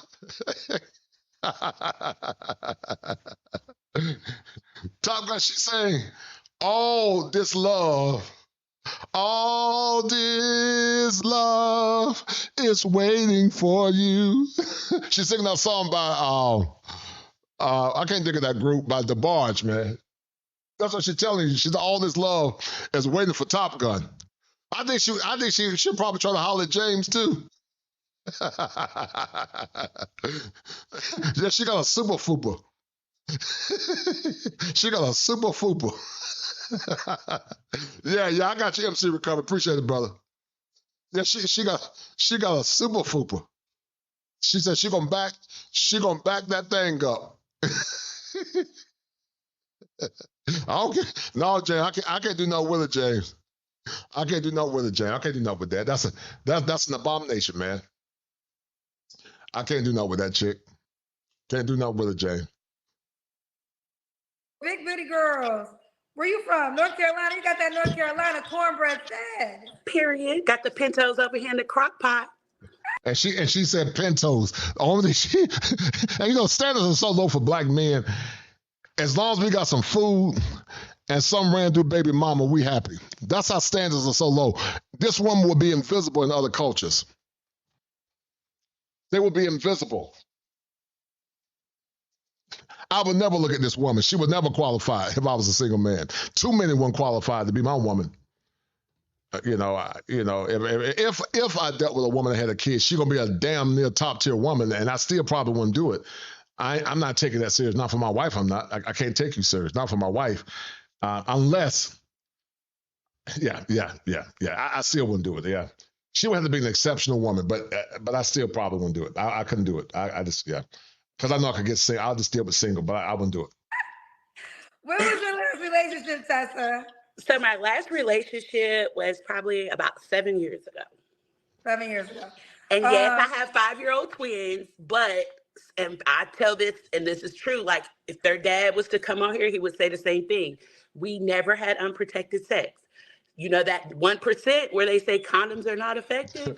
Now Tessa, she fertile too. So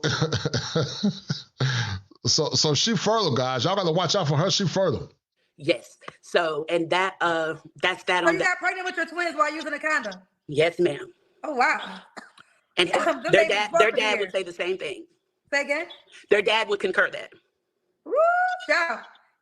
Okay. Yep. So you don't have to answer, but I'm going to ask. When's the last time you was intimate with someone?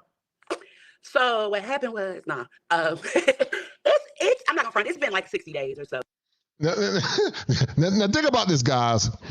This woman is still giving her value, which she's already damaged, but she's still giving her value away. She said, when's the last time you were intimate? When was the last time you were intimate? She said 60 days. So she's still making herself a genetically modified organism. She said, and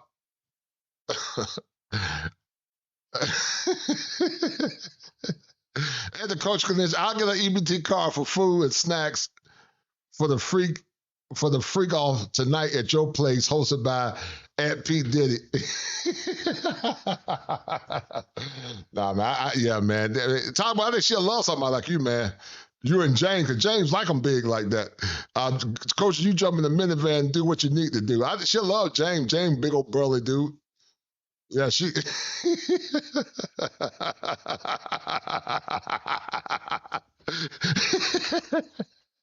Dude, man, you wild, man. Man, you wild, man. You are wild. Somebody said she makes some good Kool-Aid. Top one gonna be eating them kids Frosted Flakes and fruit snacks and juicy juice. But I'm not. That's a cool way to say 2 months. Yeah, it's been like 60 days. Like I say, I don't consistently see anyone. And this person I've been seeing for a long time, like and just like familiar with him, not consistently for a long time, but well, why can't y'all be together since y'all been together for a long time? Because he's too young for me. He's been it's crazy, but he's a good person though, and I wish him goodwill. But we can't. Okay, he makes $75K. Oh yes, ma'am. Woo! Oh yes, ma'am. So let me ask you this: how much younger is he? He just turned 30. Oh, he's 10 years younger. Mm-hmm. Well, let me ask you this: do you want something serious, or you feel like it's just not an option? I do want something serious. So you would want something serious with him. He doesn't want something serious with you. I think that it's probably like it's crazy, but basically, it's not that, but it is that. You know what I'm saying? Because he had someone that he was dealing with, and I think he really cared for her, but she didn't really care for him like that. So he's working himself through that. So he was sort of like in a relationship dealing with someone. Okay. At some point, but I wasn't his side. At some point, I think I came back in the picture like after that. So he's 10 years younger than you, though. Yes, ma'am. Okay. So does he know how you feel that you would want to be in a committed relationship? I mean, we express affection for each other, but we never took it there. Like, I feel like as a man, I mean, if I tell you, like, I care about you, how I feel about you, I describe it, I feel like it's a man's job to cuff you. Because the worst feeling a woman can do is try to put herself all the way out there, then that man don't receive you. If a man wants you, he gonna put them things on you. But girl, you already opened your legs for him, so you might as well tell him what you want. Not like told him I want to be in a relationship. I don't know if I really want to. Like, I feel like we open, but I don't desire. I feel like I want to see other things too, because he's young. So what are you calling me for tonight? Do you desire a relationship? Yes, just not with him. Okay. We got some paid questions for you, girl. You ready for them? I see him. Lord have mercy. I ain't tripping though, because like it is what it is. Okay. Through the Fire is a podcast. Now, this is Through the Fire podcast. I was looking at this last night, guys. And Through the Fire is correct. I was looking at this last night. And shout out to Through the Fire podcast. He sent me a clip of this. But listen to what he said. Question for Tessa. You have a Christian background. You did the non-Christian thing 6 times with 3 men. The man you desire comes. How's he finding a good thing and taking care of another man's responsibility? But see, guys, you can't hold them accountable because they'll say, oh, you hate black women. Your mama black. And I do these shows, guys, to prove my point to my critics and my contrarians. These women are nowhere near as great as women years ago. Our ancestors were better than this. 6 times with 3 men. The man that you desire comes. How is he finding a good thing and taking care of another man's responsibilities? Clearly, he wasn't listening to the conversation, Miss Kendra, because didn't I say that it ain't about me? Look at her getting triggered. But ma'am, you do want a man. Of course, you might pay for your own things, but you don't want no man being involved in your kid's life.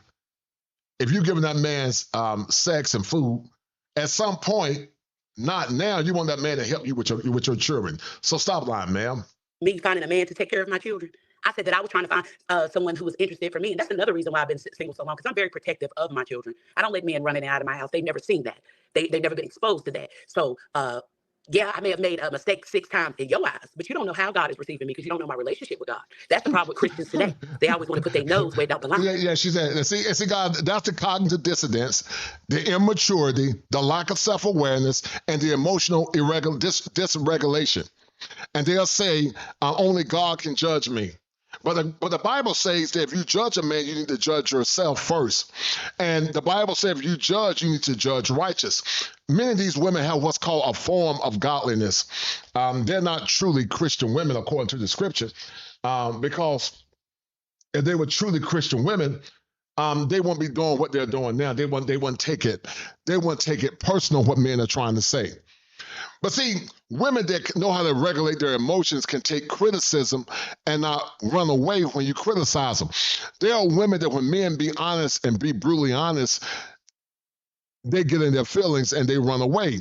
And they can't take criticism. Some men are that way as well. But she's getting triggered because she's not personifying true Christian virtues. And that mess about only God can judge me is a lie. Anybody can judge as long as you judge righteous. When people say don't judge, there's a difference between a judgment, a condemnation, when you don't have any evidence. But when you judge somebody based on a criteria, which is the word of God, then what Through the Fire podcast is talking about is true. You can't call yourself a believer and you still fornicate unless you're a carnal Christian. And if you're a carnal Christian, so be it. I know nobody's not perfect, but that's go for anybody, me or anybody. A true person say, yeah, I'm not walking in the faith right now because I'm sinning. It's one thing to walk in sin, another thing to practice sin or to fall to sin. But this woman is not a true believer, guys. Sweeping around somebody else's dough instead of their own. Hello. But I thank you, sister. I think it was a guy. I will say to this. I think when you said intimidated, I think that any real man, right? If we're talking about real men, not a man who's just trying to have sex with you, see you every 2 months, never meet your kids. I'm not talking about him. I'm talking about a man that will be willing to partner with you in life.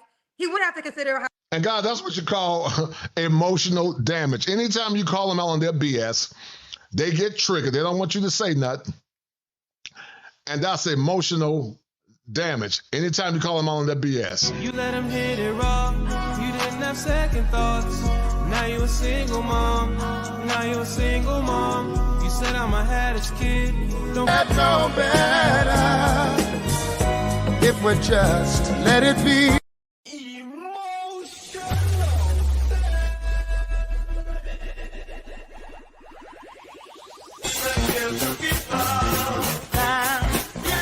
Give the people what they want.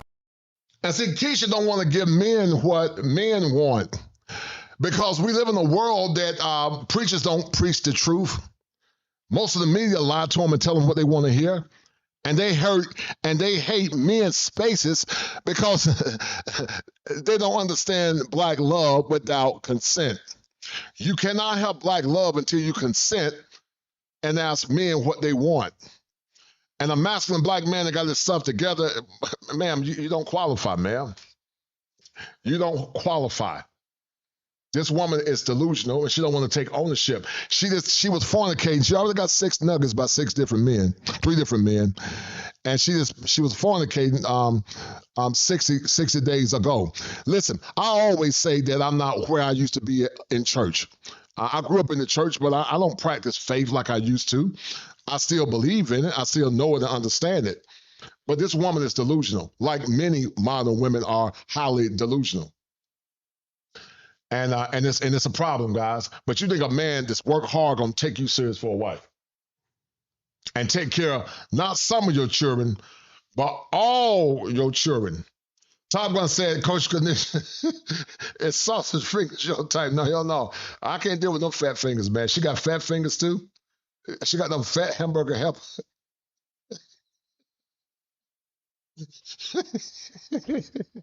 She got those fat hamburger helper hands, man. I can't do nothing with them, man. Listen, this if I was a single man, guys, this is what I want. This is what I want, guys. I want me something young and feminine. I don't need no booger wolves. Hold on. Hey, girl, you gonna eat your cornbread? Don't say nothing. You talking to me? Yeah, I think you're talking to you. 腰はひねって S 字型。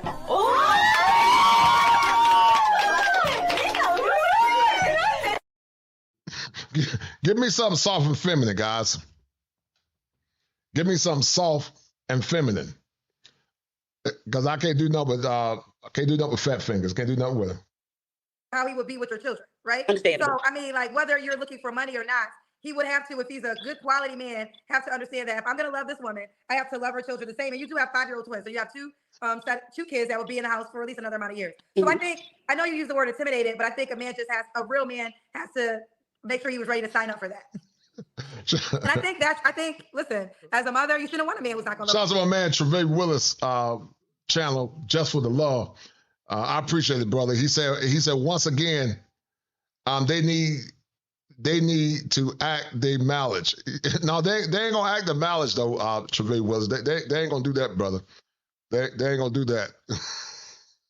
Your kids quite honest. Exactly. But I just want to say, like, that wasn't the objective. I feel like that was like the baseline for that question. Like, it was like, that's all I'm looking for. No, I want to grow to that. I don't want to come in and expect, because I'm not going to let that happen. You know what I'm saying? I may be all around my kids and do all that. I'm not that type of mom. Okay.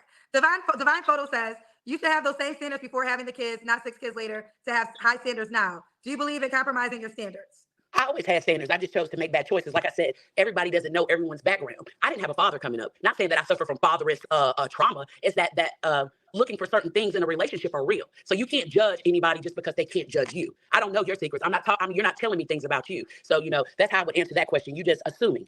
You don't know anything about the baseline. And so, but I get it though. That's a real question, but I'm not compromising my standards. I always had them. Sometimes I just lowered them. Okay. Coffee Killer said, having 6 kids, and if he brings 1 kid, that's 7 kids, plus 2 adults, that's 9 people. How much money would this man have to realistically make? And what do you bring to a man in that income bracket? Well, okay. If I'm hearing the question right, he's asking me basically, if a man had more kids, how much money do I make so I can help him out? That's what I heard. No, what he's saying is you have 6 kids. Yes, let's just say the man hypothetically has 1. Mm-hmm. So now that's 7 kids, and then 2 adults, you and that man. So that's really 9 people. So he's saying if a man is a provider in the most case, and he's looked at to provide for himself and his 1 child, and you and your children. She does have older children though, Coffee Killer, 21 and 19. I guess he's saying, how much money do you think a man would have to make to take care of all those bills? And what do you bring to a man in that income bracket?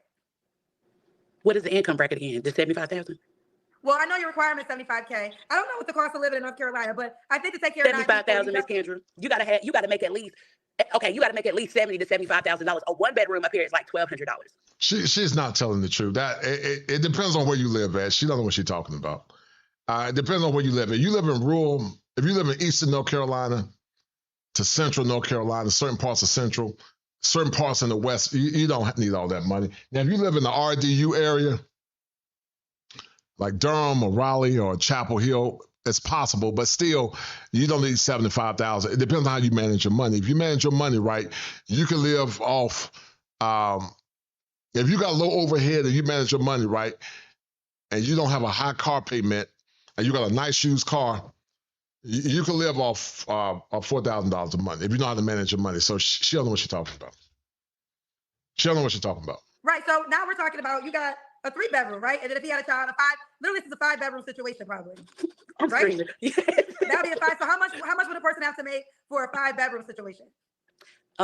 If you're renting, probably anywhere from $18,000 to $2,000 a month. Mortgage could be, less than that, about $950, $1,000.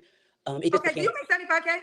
Yes, ma'am. Okay, so I'm assuming one thing, Coffee Killer, I think we have to include, you're gonna contribute to the bills, correct? Or no? You are crazy. This bitch said, or no. I don't know. Maybe, okay, let me find out. Do you not want to contribute? Do you want this man to pay all the bills?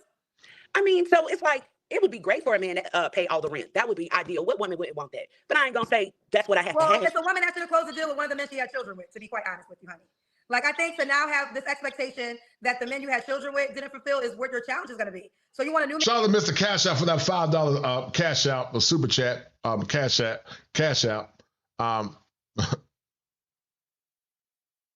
appreciate it, brother. Thank you, sir, for that $5. Thank you, sir.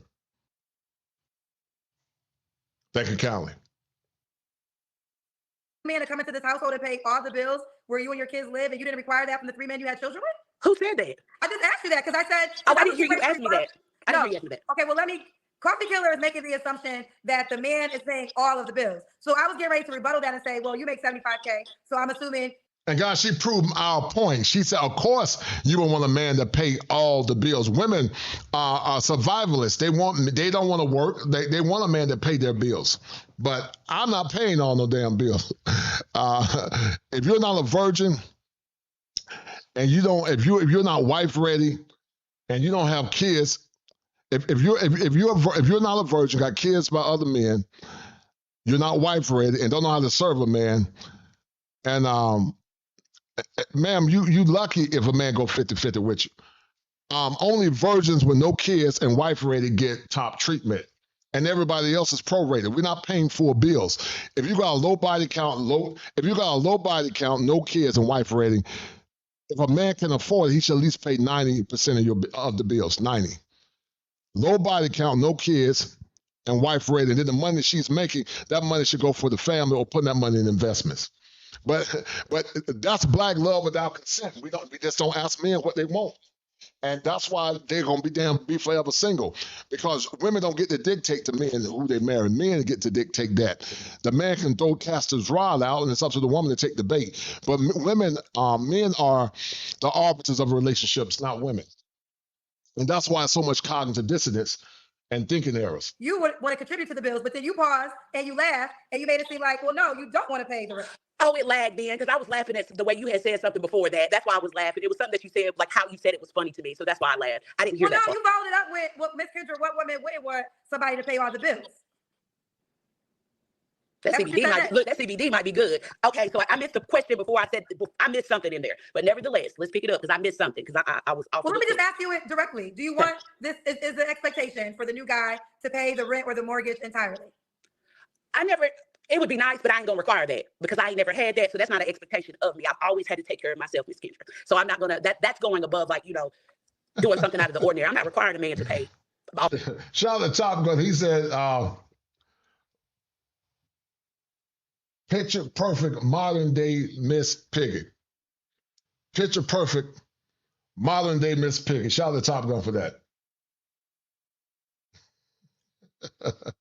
and once again, Gregory Scotland is the #1 sponsor of the stream. And guys, that's why we say American women lack self-awareness. This woman don't have any self-awareness. And she's nowhere near as regal as our beautiful black queens years ago. Black women of the past were a better product. Oh, my rent. Okay. Out the gate, if he finds me, when we move in together.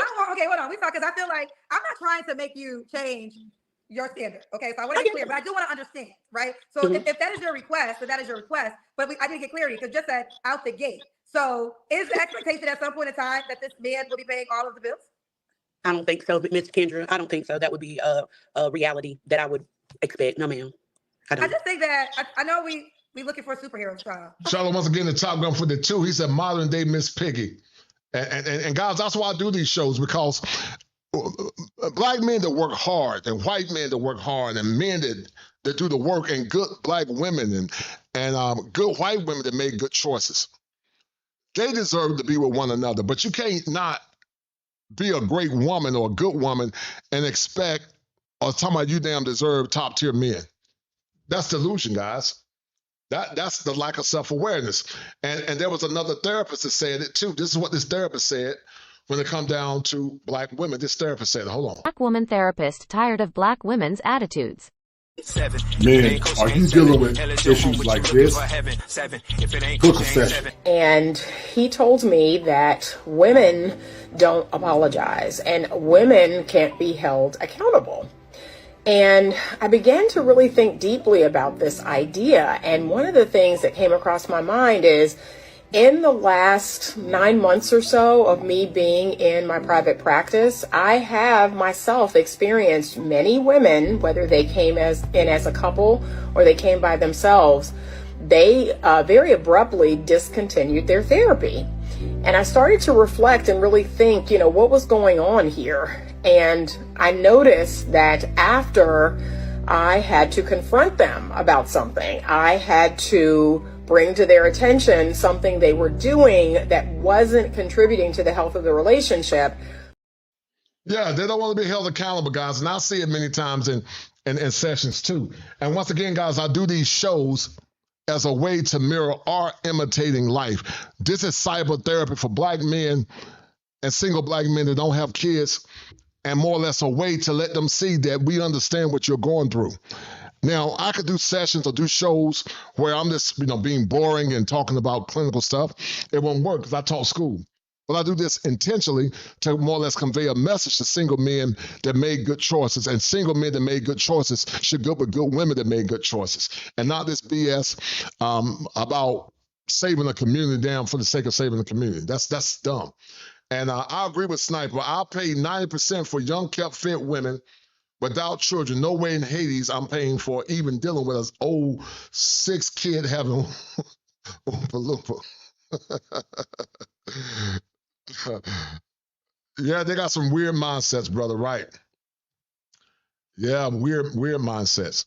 But I think this is what really get frustrated. I'm not saying it's right or wrong. I'm not saying it's right or wrong, but this is what they're gonna say. This is why I think Coffee Killer, because I was getting ready to defend you, because I felt like his question was about a man coming in and his income had to take care of solely 9 people, right?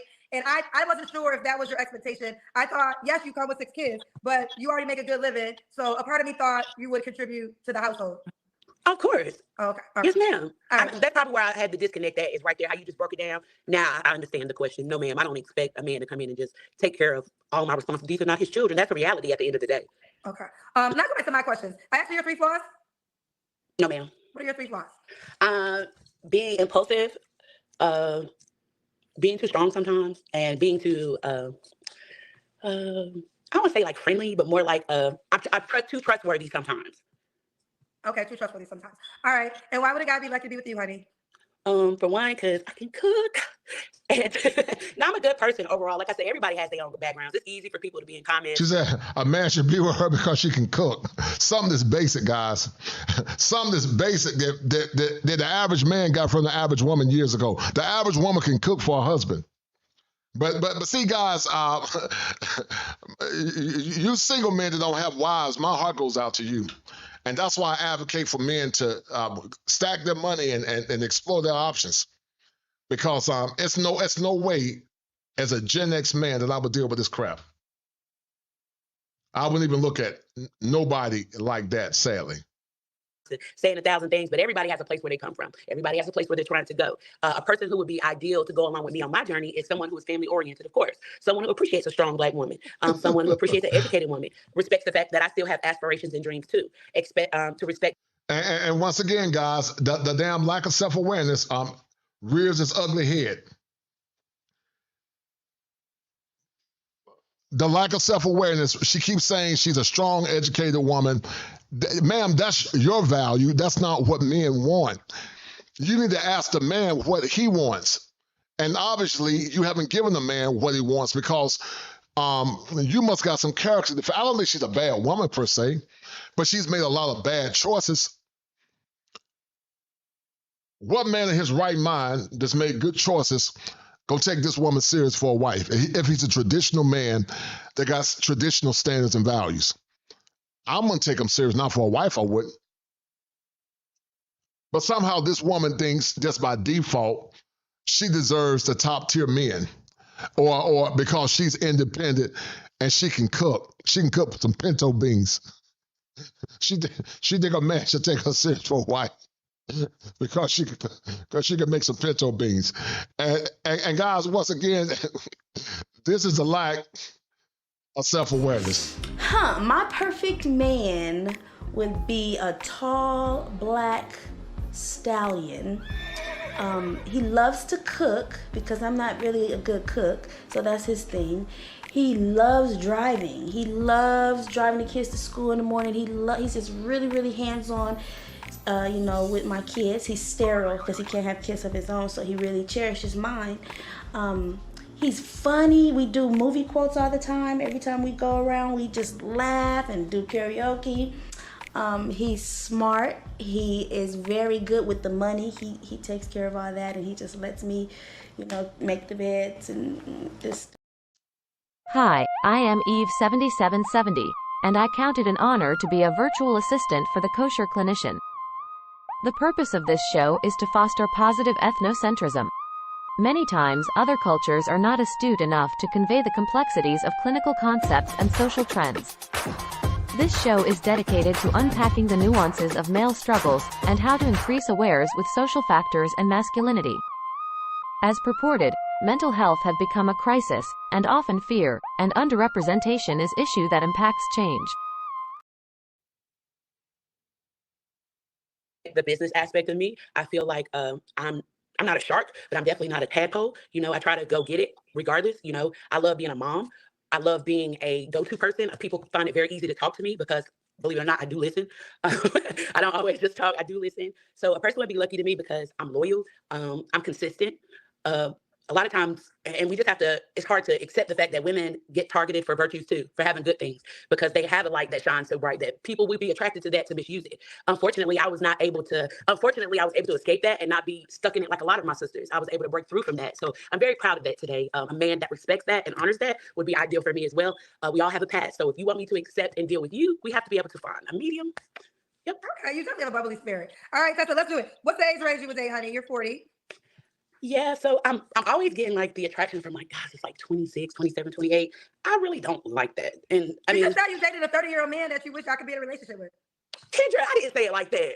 Like, what did you say? You told me the guy you slept with 60 days ago is 30 years old and you would like to be in a relationship with him.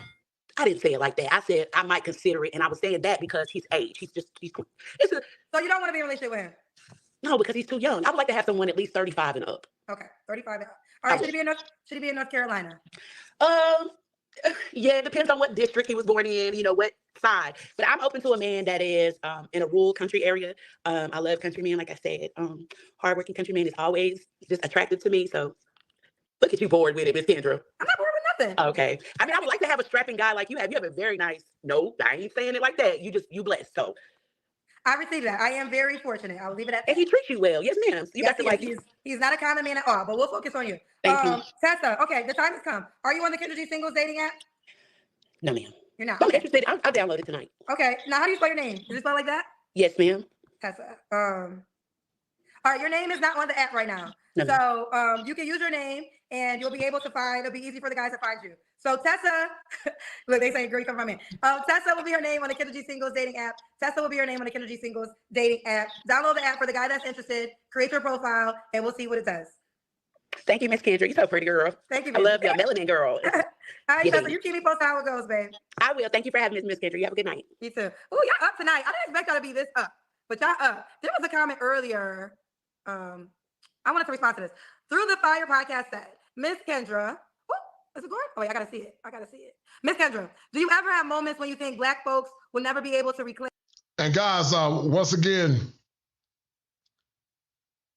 to the single men, this is what you guys you esteemed gentlemen gotta choose from. This is what you gotta choose from. Our women went from a group of women that were brilliant and great to what you guys see now. Now, we're going to get to the second part of the show, guys, but do me a favor, hit the like button. Get these likes up. But we went from a generation of women that were brilliant and great to what you guys see now. And right, she'll stop cooking as soon as she gets mad. Her dream man has to get all through that before he can get through the list of headaches from the children. Yeah. Terrence B said, I was engaged to a 32-year-old black woman from South Carolina who couldn't cook dinner, have her own place, was paying rent to her sister. Do these standards be real? Yeah, black men you gotta get your standards up, man. You gotta get your standards up. But we're gonna get to the second part of the show, guys, and then we're gonna end it. But this is what the revolution is called, guys. This is the second part of the show, guys. It's gonna get good. I didn't mean to be here this long, but this is the second part of the show, guys. So share this stream because it's about to get real good. James, you on your way to the airport, man? I need to come on with you, James, man. I need to come on to the airport with my brother, man. I need to come on to the airport with James. But it's about to get real good, guys. This is what black families look like, guys, in the 50s. This is what black families look like in the 50s.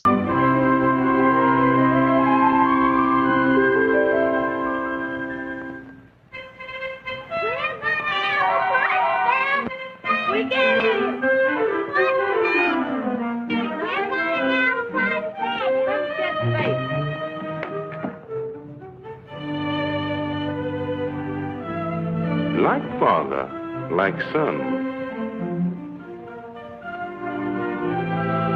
Like mother, like daughter. But children take after their parents in more ways than looks. Let's watch what happens at the clinic.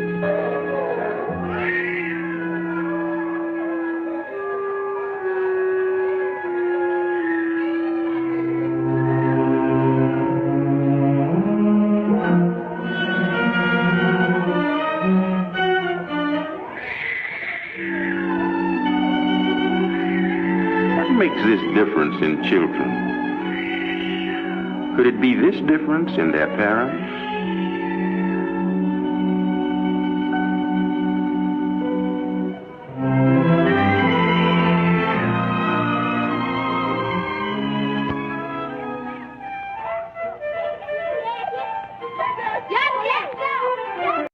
Look at how regal black women were, guys, of the past. Look at how the black community once was, compared to the trash that it is now. Just did it. Did it hurt? No. Mine didn't hurt when I had mine. I had one. I wish I had enough.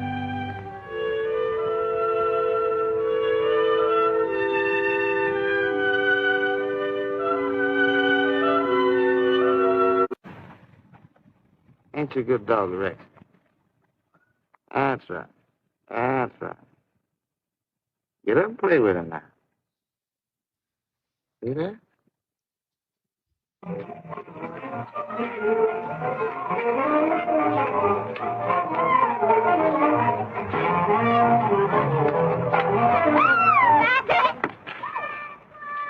Get off this porch. You ought to be ashamed of yourselves, dancing to the devil like that. You better get off this porch.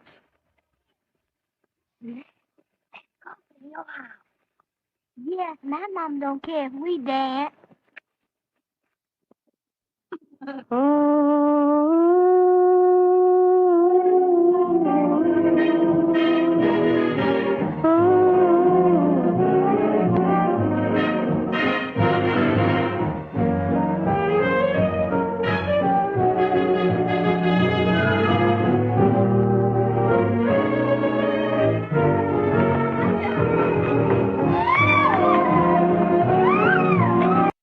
Look at how graceful the children are and how peaceful the women are.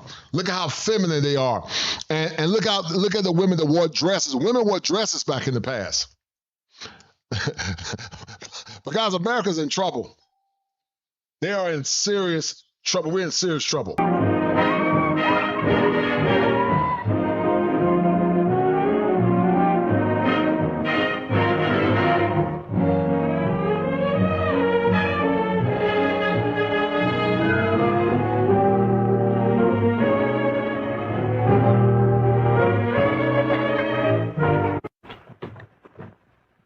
It's you and that sassy tongue of yours. Oh, yes, it is. You young'uns think you can do any old way now, and people will take it from you. Getting so smart. Think you're good as anybody. You're lucky. Yes, I got a good man and children just as good as anybody's. Look at how the black woman valued her man back then, guys. Look at how intact the community was back then. Most women in the 50s didn't have kids out of wedlock. It was rare. Not saying it didn't happen, but it was shameful. Because I remember it being shameful when I was in school. But look at what it is now. It's normal to have children. We went from the 70s, where only a small percent of women had kids out of wedlock, to this trash now.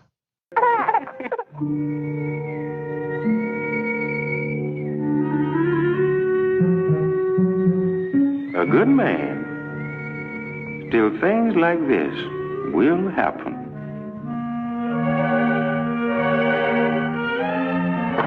Lord, my time. Ain't you got my dinner done yet? Don't you come here barking at me. I had enough worry all day. Who do you think you're talking to that way? I lean over that stuff all day, sweating my guts out, and all I get is blah, blah, Don't you blah. think I got an air-conditioned kitchen? Clothes need washing, baby crying every 2 minutes, and all you want to do is eat, Shut up, eat, and eat. I'll bust you in the mouth. Shut up. Wonder what he... And see, men back then, guys, I'm not saying it was right, but men back then, guys, it would be a penalty to go back and forth with your man. I'm not saying it was right, but you heard what he said. They would go oops upside your head back then. I'm not saying that's right. I'm not justifying that, because domestic violence is bi-directional. But back then, men, they didn't play, guys. They didn't play. Thinking about.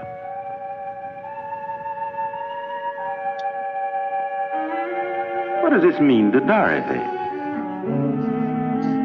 Even Vernon isn't too young to know that something has gone wrong.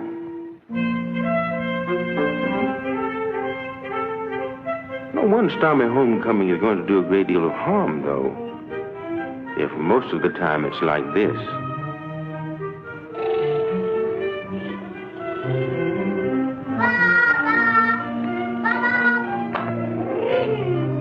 Got my dinner ready yet, honey? Be ready in about 15 minutes. What you doing that, boy? Speeding? Huh? Why don't you grab And guys, you see how black women back then didn't see cooking and cleaning as being a de-slave. Now remember, before we came into what's called the technological age, we were more industrialized and agrarian. And men worked from the sweat of their brow. My dad did it. My dad worked at a paper mill. But now if you cook for a man, you're a slave. But they want men to pay all the bills and say they ain't gonna be no 50-50, but they ran through kids by other men and don't have no feminine etiquette. And they wonder why men are having what's called a mental health crisis, and so many men in the West are checking out. Report you rest a while. Okay. Come on, boy. Let's go. Come on. Come on.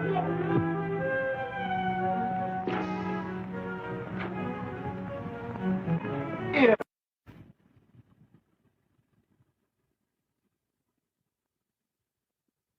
Can she meet this kind of temptation? Has she been prepared for this? That ain't nothing. My mother told me about that a long time ago.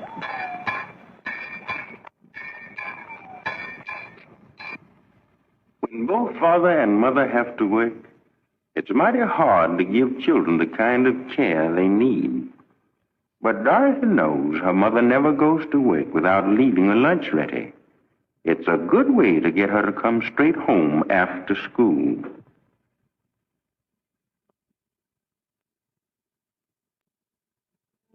But what about the children who have to spend the day with Aunt Esther?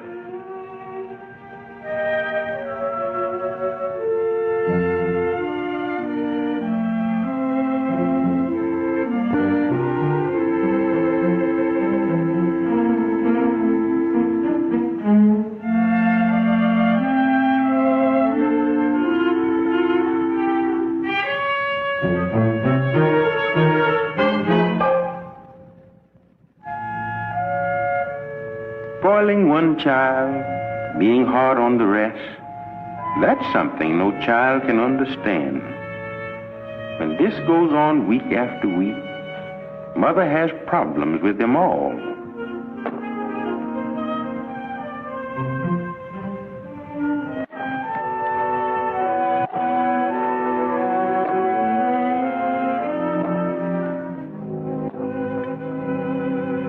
Kenny, boy, if you don't stop that, I'll have your daddy after you with a stick of stove wood.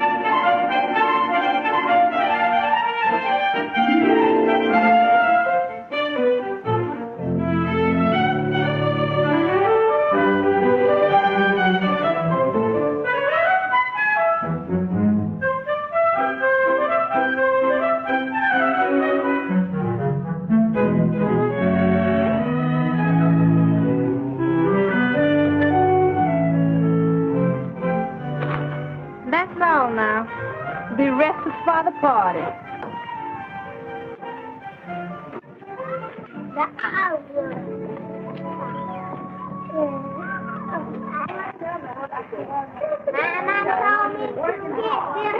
Hey, Yeah. how you doing? Fine.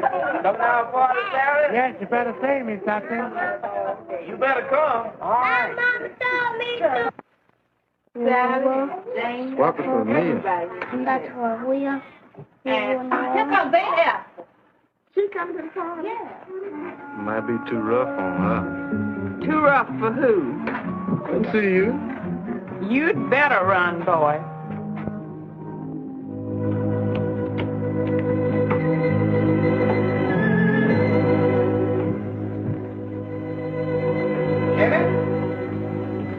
Kenny, what are you doing on that bed, boy?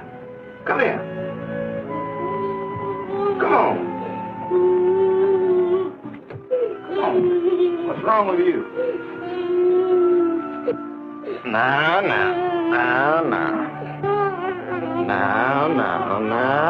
that ain't... If you consider yourself to be a black feminist, you need to know a little more about this woman over here on the left, Miss Gloria Steinem. I did do a video on Miss Gloria a few years ago, but I think I'm going to reiterate it again today, seeing as the number of black feminists possibly doubled or even tripled, and repetition deepens the impression.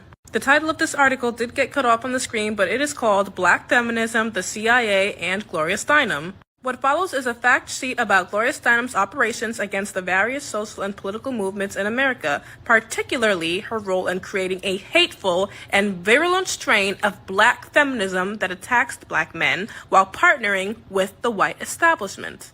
Let's read a little more. Gloria first came across the radar of black men in 1978 when Steinem put a book.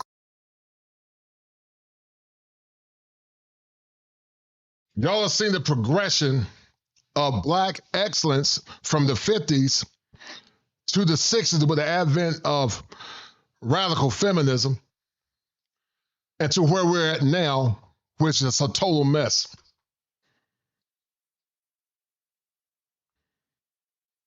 To where we're at now. Called Black Macho in the mid. Shout out to my man Top Gun. Top Gun might be the #1 sponsor now. I ain't been counting all these super chats by Top Gun. But he said, KEISHA, a clinician, he said, us Floridians grew up on Luke, Poison Clan, and Disco Rick outside of our grandmothers. We never saw these type. No, I respect that. Yeah, you grew up in a big city, man. But I don't resonate with the dysfunction of a lot of people because I didn't see it growing up. My mom and dad still together. My parents are old, 80 and 81, and my dad will be 81 tomorrow. My mom will be 74, 75. But I don't have no baby mamas. I never had kids out of wedlock, so I don't resonate with this dusty stuff. Of the Superwoman on the cover of Miss Magazine, the magazine which she controlled. The book was written by Black feminist and activist Michelle Wallace, who literally came out of nowhere. In the book, Wallace called abolitionists like Harriet Tubman and Sojourner Truth ugly and stupid for supporting Black men. She called Black revolutionaries chauvinist macho pigs and advised Black women to go it alone. But pay attention to this part. So once again, guys, Black women were compromised by listening to liberal policies and liberal dogmas. And this is where we're at now, guys. This is where we are at now. Liberal policies and liberal dogmas, and this is where we're at now, to the point that the Black man is the enemy. I got a good show coming up, and shout out to Bashur. I'm going to do a review on this project 2025. Gloria Steinem said that Wallace's book would define the future of Black relationships, and she pushed hard to make sure that the book received massive publicity. And don't we see this happening today?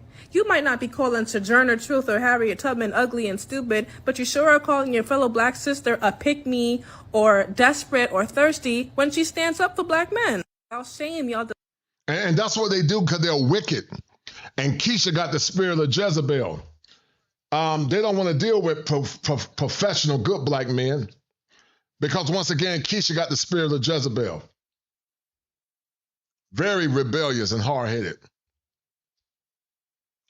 And like I said, it's metastasized to what it is now, sadly.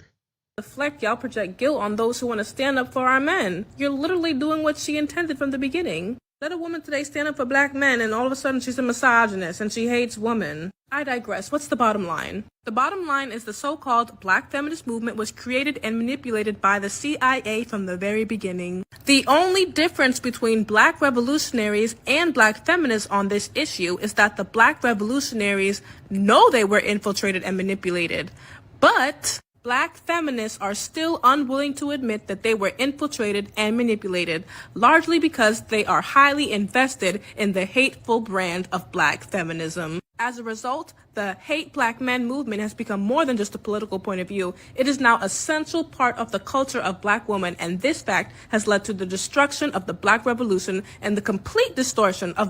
And it's led to the destruction, guys, of the Black world. This is a good show. But it's led to the destruction, sadly, of the Black Revolution that we once had. And I'm sure you guys have seen a causal chain.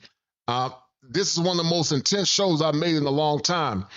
And guys, do me a favor, once again, share this stream with several people. To those that have not donated, donate by sharing the stream, because it helps the channel grow when you share the stream, guys. Black relationships, and the CIA had a direct hand in creating this situation. Gloria Steinem knew what she was doing when she put that book on the cover of Miss Magazine. Remember what she said earlier? She said that that book would define the future of Black relationships. She pushed hard to make sure that book received massive publicity, and she used someone who looks just like you to push that narrative. If this doesn't change your mind about feminism, honestly, I don't know what will. The feeling of racial pride is not new for many African Americans, but the resurgence. And so once again, guys, now you're seeing from the 50s, I'm trying to paint a picture, the 50s, where you had intact families, when things were straight, to the 60s, with the advent of Gloria Steinem and benign feminism, which was feminism 1 or 2, to now it's radical. And then to the 70s, where you begin to see our women not only compromise, but rebel against leadership and authority. You guys are seeing the picture, hopefully. Of Black awareness and pride, Black men and women face new problems, not only in relation to white society, but to each other in a Black society. Recently, there has been a stream of articles on this subject, and the Chicago Daily Defender, America's largest Black newspaper, began a series some weeks ago on the emergence of the new Black woman. Benny Washington, reporter for the paper, surveyed the Chicago scene to report on how Black men and women believe the revolution and racial pride will affect them and their families, before the sociologists and experts tell us how we are supposed to react. As a reporter for the Chicago Daily Defender, and as a Black woman married to a Black man, I've become deeply aware of the effects of this new Black revolution on the relationship between Black man and Black woman. I see it among my own friends, and I also see it in my home. But the most revealing and the most vocal statements about what the new black man expects from the new black woman came when I met with a group of young unmarried friends one Saturday afternoon. I think that what's happening in America as far as black men, black women is concerned is that there's a revolution within a revolution. We are fighting our own woman. Our woman will not allow us to emerge as black men. No. But our black women, who has been put in this role of aiding white America, white structure, and castrating the black male, has continued doing this. She cannot live with us. It's not that we can't live with her. Are you blaming us? Are you saying that it's our fault that this happened? No, I'm not blaming black America women. I just said that I'm blaming the system. They are victims of the system like the black male. Well, why do you say that we are castrating you? You say that you want to be the leaders. Okay. Well, what about the black professional woman? Are you saying that there should be no black professional woman? Are you trying to deny black women the right to be creative, the right to function? We're not asking for you to take a back seat. We're saying that you have got to be astute enough and can view the situation well enough where you just automatically know what your role is and step back. And whenever you want to have that aggressive thing, this is the thing that the young black man today is not going to tolerate. My old man tolerated it because his old man tolerated it. It came up for years and years and years. But today, the young black man is not going to take it. He's going to be out there as a leader. White America has used black women to keep the black male in his place. And you're still aiding him by saying, well, we are qualified, we want to work, we can help. Okay, how are you going to reprogram men so that they don't let us take over what's supposed to be their responsibility? And men that I have had dealings with, they are perfectly willing to sit back and let us do anything we want to. I don't think that you have to reprogram men. I think you have to reprogram women. No, you have to reprogram the man so that he will forcefully take what belongs to him, because you know women, as long as we can get, we're going to get, and it's part of our being. We're going to do anything to you that you let us, whether Did you hear what that woman said? Did you hear what she said, guys? She proved what I've been talking about for the longest.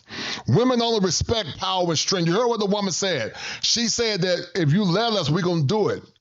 And that goes back to what theology said. Y'all think I'll be lying to y'all or don't know what I'm talking about. That spirit of rebellion is in every woman. It's in every man. Men rebel against God, but women rebel against man and God. If you allow her to run over you, she's going to run over you. Even so-called good women or decent good women still got that spirit of rebellion. I don't care how good they are. I don't care how much they support men. They're good women, and some are great women, but she still got a dark nature. Good women and great women still got a dark nature. The difference between good women and great women is that they don't act on their dark nature. They don't act on it. They support good and great black men. Some of the good women I know that support me are good women and great women, but they still got dark natures, just like men got a dark nature. But her nature is to rebel against God and man. Man's nature is to rebel against God. So y'all heard what she said? You heard what she said. And Gregory Scotland is correct. The videos around the time that the black woman started to show a major difference. Yes, you're 100% correct, Gregory. I did that intentionally to show a causal chain from the 50s to the 60s to the 70s to what is metastasized to now. You're 100% correct, Gregory. we want to or not. You don't want to live on the level of income that I can afford you and love me on the basis of that. You want to always be aspiring to have all those things that's a part of the great middle-class white American society, and because I can't deliver these things to you, you say that you are not a man. I don't measure a man by how much money he can bring home. I measure a man by how he treats me. Whether when I'm tired and I'm sick and I'm scared, he's there. For these women, the men are there. But with the feeling of racial pride has come new conflicts and new problems. Across America, they meet to discuss what Black awareness means to their families and to them as Black women of today. You know, there have been a lot of myths created about the Black family. We all recognize that. And one of the most pernicious myths is the myth of the Black matriarch, you know, and this whole concept. And I think this is one of the reasons that the Black community reacted so negatively to the Moynihan report, because we know that that's not true. It was not like the Black that. woman has not been a matriarch in the sense that it has been defined thus far. And thank God research, and I hope Black research, is being done now to reverse that kind of thing. In fact, the Black woman has been a woman at the head of a household, not by choice, but by necessity. And often, that's right, and more often than not. But was it by necessity? But was it by necessity when you could have chosen to be loyal to your men that were struggling financially instead of taking government handouts? So basically, she was debating the Moynihan report even back then. Now, once again, if your Black man was struggling and couldn't get jobs versus you getting government handouts, women by nature are solipsistic. Nothing exists outside of self. So did she hold a man down? Or did she by necessity choose to get government assistance? Which has led to the great delusion that we have now. She is not a strong, matriarchal, aggressive, domineering figure. She is a woman in search of a man. But this story has not been told. The prejudiced society created what we have now. So that's what we were. Okay, we have a revolution going on. We're part of the revolution. We're in an evolution. I think the revolution is yet to come. Yeah, it's to come. Well, this thing we'll keep say. tossing the word revolution around lightly. Everybody. Actress Val Ward performs the works of our Black poets and dramatists. For her, Black awareness is not revolutionary, but the very foundation of her marriage. Val's husband, Francis Ward, talks of the struggles of the Black family in the past and the obstacles that lie ahead. It's extremely important for Black history and culture to be transmitted from generation to generation. Gregory Scotland said they sold Black men out. When they going to get to do that thick skulls? Shout out to my man MC Recovery Wellness for that $2 super chat. Thank you, sir. And the best way, the most effective way that this has always been done is through the family, acting as the primary unit of social organization. And I think one reason why it has not been done with Black people is because of the destruction done to our family life. So this certainly has to be one function of the Black marriage, to begin to reemphasize and to pick up the thread of Afro-American history and culture that has been left off generations ago when Africans were sold into slavery, when the family unit was purposely destroyed. Part of the obligation of being Black is to make absolutely certain that whoever has any kind of control or jurisdiction over your kid, you know, is not bringing him into conflict with the kinds of things we teach. We try to instill in them. Shout out to my brother. Most middle-class homes quote middle. Shout out to my brother, the International Quiet Storm. He said, for tonight's therapy session, Coach is in here cooking that North Carolina barbecue with extra sauce. These are not the women of the 60s or 70s. They are perished. They perished when Big Mama perished. And I agree. I totally agree. Listen, the boomer women, like Gregory said, were beginning to become compromised by liberal dogma. I saw it in my aunts, partially. They began to push it, and Gen X women were the flame of the placards. But what is metastasized to now is damn near radical. It's radical feminism. And it's destroyed what we had as Black families and Black communities. But they're not going to own up to it because they shame other Black women for having standards and supporting what we're trying to support.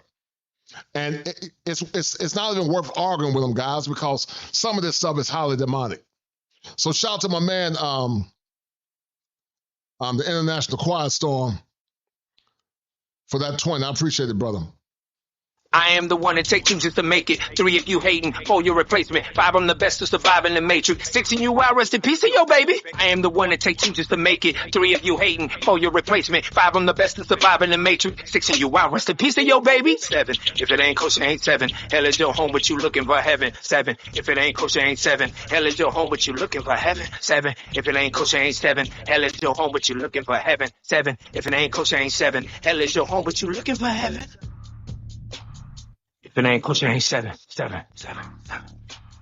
If it ain't kosher, ain't 7. 7, 7, 7. If it ain't kosher, ain't 7.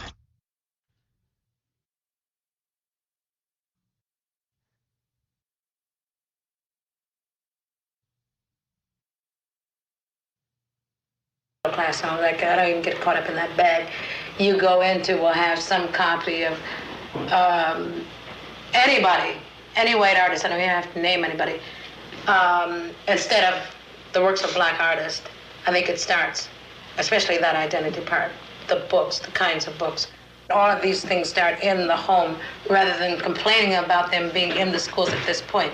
Unless we're absolutely certain of how that teacher is handling them, then we may have to assume that whole responsibility. We may have to pull them out of school ourselves, and do all the educating ourselves. Say, for instance, when they say to my child to draw, last year Rhonda painted Abraham Lincoln Brown as she was put in the corner, We had to go up to the school and deal with that. They must be respectable to their peers in school. And what we do, we handle that. We don't say, you jump up, you curse that teacher out, or you say it doesn't exist. But they see us at that school knocking on the door. You have to be in there. Either we're going to control, their minds here, or at least give them the choice. A lot of this is new to us, and a lot of these things we're grappling with, and we don't want to give anybody the impression that we have the answer to everything. Not only that, let me cut you off again. People go around talking about hate. We really don't have time to hate because, it goofs up the bag. We're loving ourselves. Mm-hmm. This might bring around a lot of other different things. To be black means to love. It's got nothing to do with having to hate anybody. It does determine, though, Francis, and has nothing to do with hate again. It's love. That we might have to do certain things to protect that love. It may bring us into conflict with somebody. Necessary to protect that love. Finally, I asked Francis about the standards of today's black man as compared with those of 20 years ago. Standards which white society had projected. Now listen, guys, they were dealing with rebellion and revolution back in the 70s. Harold Melvin, the Blue Notes, along with Teddy Pendergrass, said that the world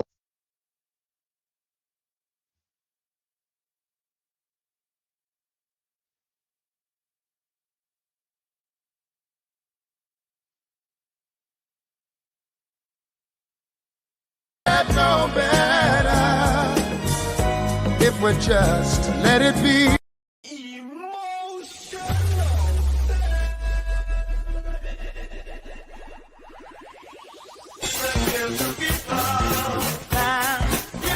Give the people what they want. I think these standards were that he had to become successful according to the white mode. He had to get a good job, he had to buy a good car, he had to move to the suburbs, he had to rear a good family that went to church every Sunday, that did everything that the typical good American family was supposed to do. And I don't think the black man necessarily is addicted to that notion. I think he sees the falsity of it. I think he sees the total hypocrisy of it. I think he wants to rear a tightly knit family, but not for the purposes that white society says. He doesn't want to rear a family for any sham purposes, just to fulfill some false ethic. But he wants to rear a good family in order to have his children strong, reared in his own image perhaps, and to transmit, most importantly, to transmit the values which he is learning to his children, and to try to ensure as best he can that his children will transmit those same values to their children, and have the same transmission repeated from generation to generation. Listen to me. I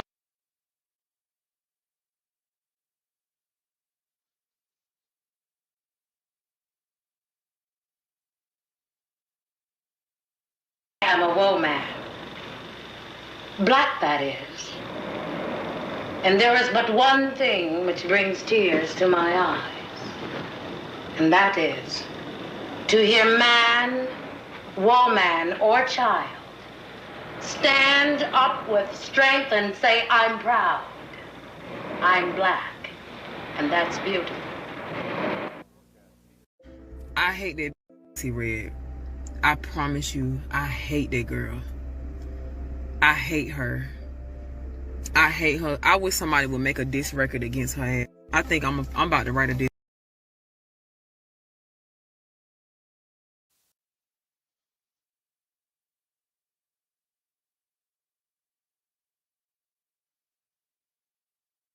I don't like that bitch.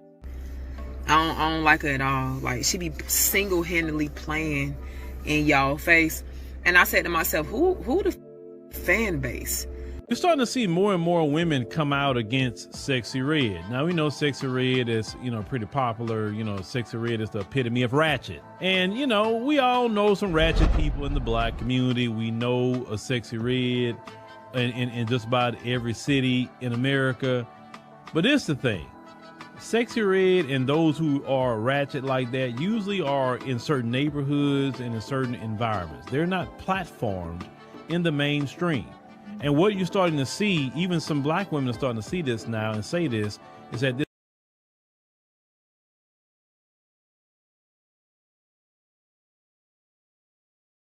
once again, guys, this is what it has metastasized to.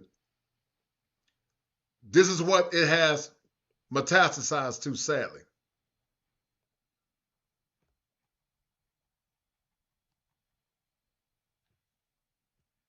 And you are beginning to see more women like the Mashuras of the world, the Kendras of the world begin to speak out, because these women are making good black women look bad.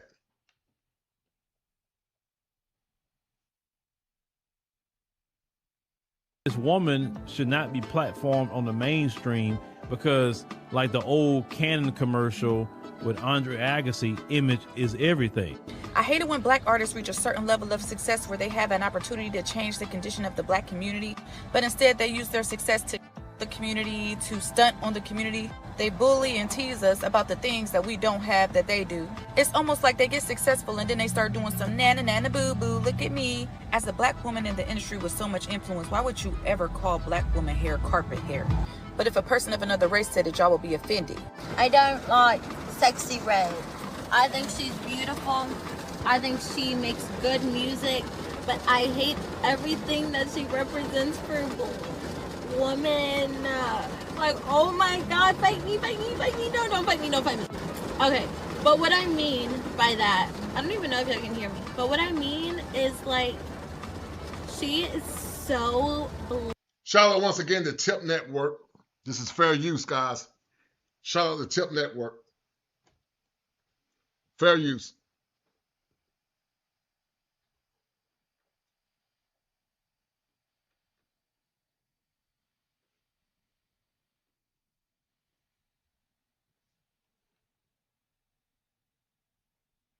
Black, stereotype coded. I'm so disappointed in you guys for making Sexy Red disappoint you. Sexy Red is posting that, oh, our stuff look like, our hair look like rug, and you guys are offended. Have you seen the way she looks? Anything that comes out from her mouth, I'm never gonna take it personally. She looks dirty with her tattoo. She's looking like Young Tug Twin, literally. You guys are offended with everything coming out from her mouth. I'm not surprised at all. I am not surprised at all. I am not surprised at all. Welcome to You Heard It From Z, where you get all the tea. And the tea today is my 5 unpopular opinions.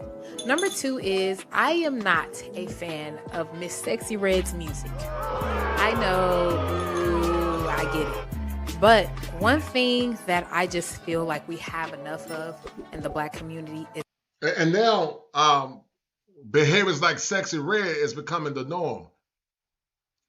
Her antics is becoming the norm.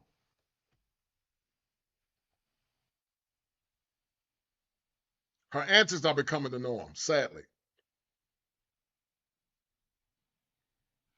And it's making what once was a vibrant community look extremely horrible.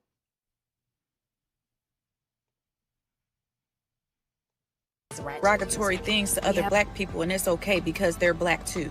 We got to start treating the black people with self-hatred the same way we treat other races who hate us. Disrespect is disrespect. And as a black woman with your type of influence, you don't get to call our hair carpet hair. 4C hair is nothing to be ashamed about. 4C hair is beautiful. 4C hair is healthy. 4C hair does not need to be straightened out. 4C hair does not need to be braided down.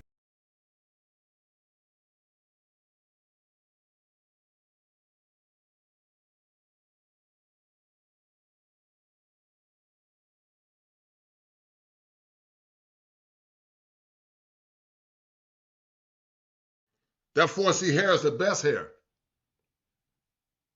And tucked away under a wig just so it can fit in with society. Society better get with the program, honey, because 4C hair is beautiful. To all my 4C hair girlies, you better rock it with confidence, baby. The fact that you have to dim somebody else's light so that you can shine is just a projection of your own insecurities. Be on with you at this point, you know, because at least when Lil' Kim was out there, Lil' Kim was, Lil' Kim was out there for her time. Yes, she was. But she was not like Sexy Red. You know what I'm saying? I'm gonna say this much. You used to think Megan Thee Stallion and Cardi B was, oh my God, they were so out there. But Sexy Red tops them. She make them look like they almost not wholesome, but definitely a step, below it. Greetings, you polite savages. Let's get ready to rumble! You polite savages, it's time for us to have a really intentional conversation about the state of this culture that we call hip-hop right now in the United States. You see, a lot of things that we've been substituting for culture is not really that. We've decided to substitute commercialism for culture. And since we've done that, now we're in a situation where now we get a Sexy Red. What it really comes down to is that when you hold the purse strings to every major financial commercial thing that happens in this country, you have to start exercising your power in ways, because the only thing that this country really understands, as the great David Banner said, is fear and finances. So let's really talk about Sexy Red and why the ladies of the community have finally risen up. We finally reached the zenith. We finally had enough to talk about this lady in a way and really come and vocalize why they don't like her. What did Sexy Red, what could she have possibly did? Well, hold your breath. She actually started talking bad about the women's hair that was criticizing her. And see, that's what it took. Really? That's it? Not the booty hole brown lipstick. Not the, I'm at the doctor because my... No. Talk about the black woman's hair and they gonna rise up.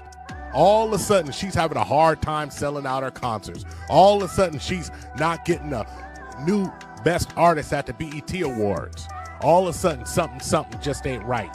And this is what we really come to. It's really sad, and this is why nobody takes it seriously. This is why you don't have an Asian Sexy Red being pushed in your face over and over again, or a Mexican Sexy Red, and they all push the same narrative that all black people are that way, or all black women are that way. And there's not enough women speaking out against it.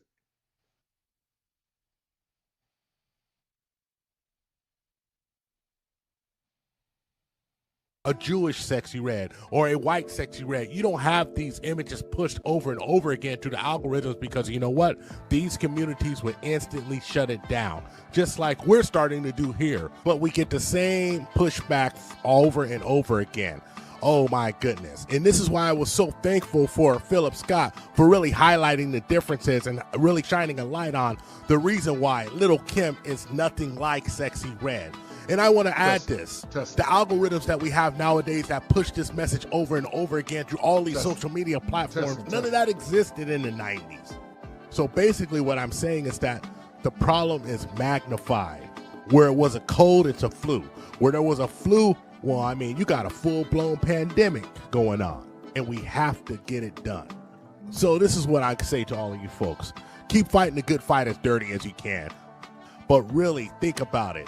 Think about the image that you're putting forward when you go places, how people look at you, and you cannot live in a myopic mind state that nobody and nothing that nobody does affects you. Oh, that's Sexy Red. She doesn't represent me. Oh, that's this person. They don't represent me. Oh, this person is from Barbados. They're not from the United States, so they don't represent me. Yes, to you ladies, when are you going to take your image back from women that talk like her?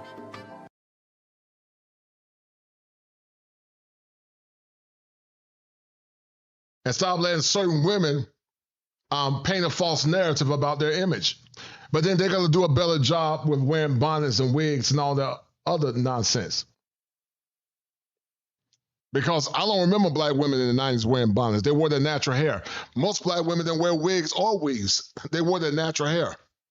And they were proud to wear it. You want the image, our ethnic image to be better? Black men have to fight and are continuing to fight to wrestle our image back to have one of respect, power, and confidence. When are you ladies going to fight to take your image back from that? Unless you want to be associated with bonnets and slippers in the damn airport.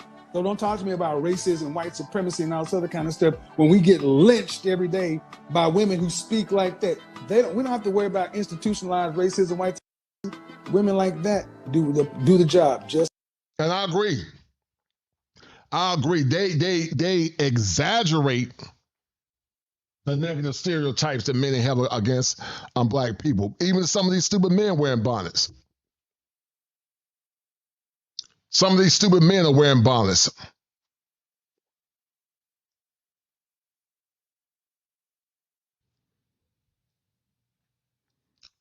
We need to get back to black excellence, guys. But I'm afraid it might be too late because the man that tried to bring forth balance, even though I never agreed with him trying to bring black people back together because it's nothing to come back to.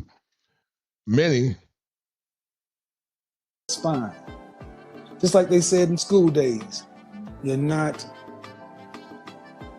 And we really have to ask ourselves, what's going on here? Who's pushing this lady? Why is she so big? What management group is behind her? How did she get that Drake co-sign? We have to start asking these questions. And the people who pushed her, why did they put her out like this? Because we all know that there's media training and other types of training that can really help somebody communicate a more effective message and have longevity in the game. Not up here selling booty brown lipstick and any old ratchet thing they can to just poison the community and disrupt and erode the image. Because we all understand that the folks in charge, they don't really care what we're going to do. I mean, they care about that dollar, but they don't care about the image of the folks they're portraying. Man, Sexy Red can get up there and make a fool out of herself all she wants. Nobody cares. As long as she brings in the bottom line, they will keep pushing it. But the question I ask you all, the question I ask you just to stop and think about for one moment, they're going to keep pushing it, but exactly how long will you keep accepting it? You may be asking how exactly did Sexy Red get so big in the first place? Did she just get super lucky by going viral with Pound Sound, which led to an organic rise to fame? Well, not exactly. Yes, her song going viral is what made her gain all this newfound attention, but her song going viral had nothing to do with luck. There is a reason it appears Sexy Red came out of nowhere, and it's because she did. As raw and ratchet it appears Sexy Red is, her rise to fame is very much calculated. Sexy Red is an industry plant, and by the end of this video, you would see exactly how she became a star. By the time I show who owns these record label companies, who signs a Sexy Red. You can go out and you can get any artist in the world based on their talent. Why is it that when you come to Black America, you want to platform someone like Sexy Red, when it used to be you platform people like Lauryn Hill? This is intentional. This is intentional because, you know, as Confucius said, a Chinese philosopher said that, you know, what is in your ears will eventually be what surrounds you, right? Thank you for watching. We have the 4 horsemen of the sexual. And once again, guys, this has led to the current apocalypse that we have now. I'm about to end this stream, guys. We're going to finish playing this out and we're going to end it. Thank you to everyone that's donated. Shout out to Top Gun and Gregory Scotland and Top Gun being the #1 sponsors. We're going to end in a minute, guys. Thank you. Apocalypse. We had free love, which leads to no guardrails of any sort or kind. Birth control, so you don't have to get pregnant.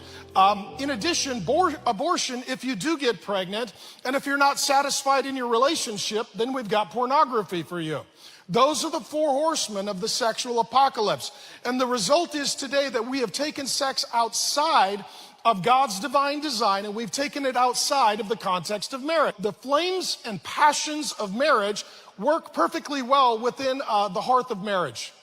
that as soon as you take sex out of marriage, when our kids were little growing up, we had a big fireplace. We lived in a cold area. And I would tell my son all the time, he'd say, Dad, can I build a fire? I'd say, yeah, you can build a fire, but put it in the fire. Don't put it in your room, right? Don't put it in the kitchen. Don't put it in the bathroom. Fire is great in the fireplace. Sex is great in marriage. The sexual revolution begins in the 1960s with the approval of the birth control pill, which is then quickly adopted across the Western world. We're not just talking about the United States. And the effect of that is to destigmatize non-marital sex, because the pill becomes like something that everybody wants to have. Contraception and the adoption thereof becomes like a big wild party that everybody wants to go. And now, guys, it's gotten so bad. It's gotten so bad, guys, that men that do get married, their wives or girlfriends have had so much fun, they can't bond. And I think Sean is right. No one is listening to logic anymore. I agree. I totally agree with that, sir. For understandable reasons. And if you were to ask most people what they would enjoy most in life, sex without consequence is pretty high up on that list, I think. So I think we can have a lot of empathy for why the sexual revolution took hold, and a lot of understanding of the human motivations at work back then that are still at work now. But also we can use our reason to see what the fallout of this thing has been, because in my estimation, it has been more bad than. And so, guys, this is where we have landed at now. We have landed here now. By the end of this stream, guys, thank you to everyone that donated on today. I appreciate it. Shout out to Top Gun and Gregory Scotland and Top Gun being the #1 sponsors. We're about to go do some of these super chats real quick, and we're going to end it. 3 hours, guys. I think this was a good show. It took me a long time to put this show together. It took a long time. I was up to about 3 o'clock last night, and I hope you guys appreciate the work that I put in. But I do this, guys, because as a professional, and let's take away the professional piece, just as a man, I know good men that I talk to that are single and don't have relationships. And it's my hope and desire that at some point they get good quality women. But sadly, the world we live in now, as the young man, someone said in the chat, logic no longer is the new norm, but illogical behavior, but also illogical emotions. So we're going to read through these super chats real quick, and we're going to end the stream. And guys, please share the stream if you like what I'm trying to do or what I have been doing. Because once again, doing these shows are extremely time consuming, man.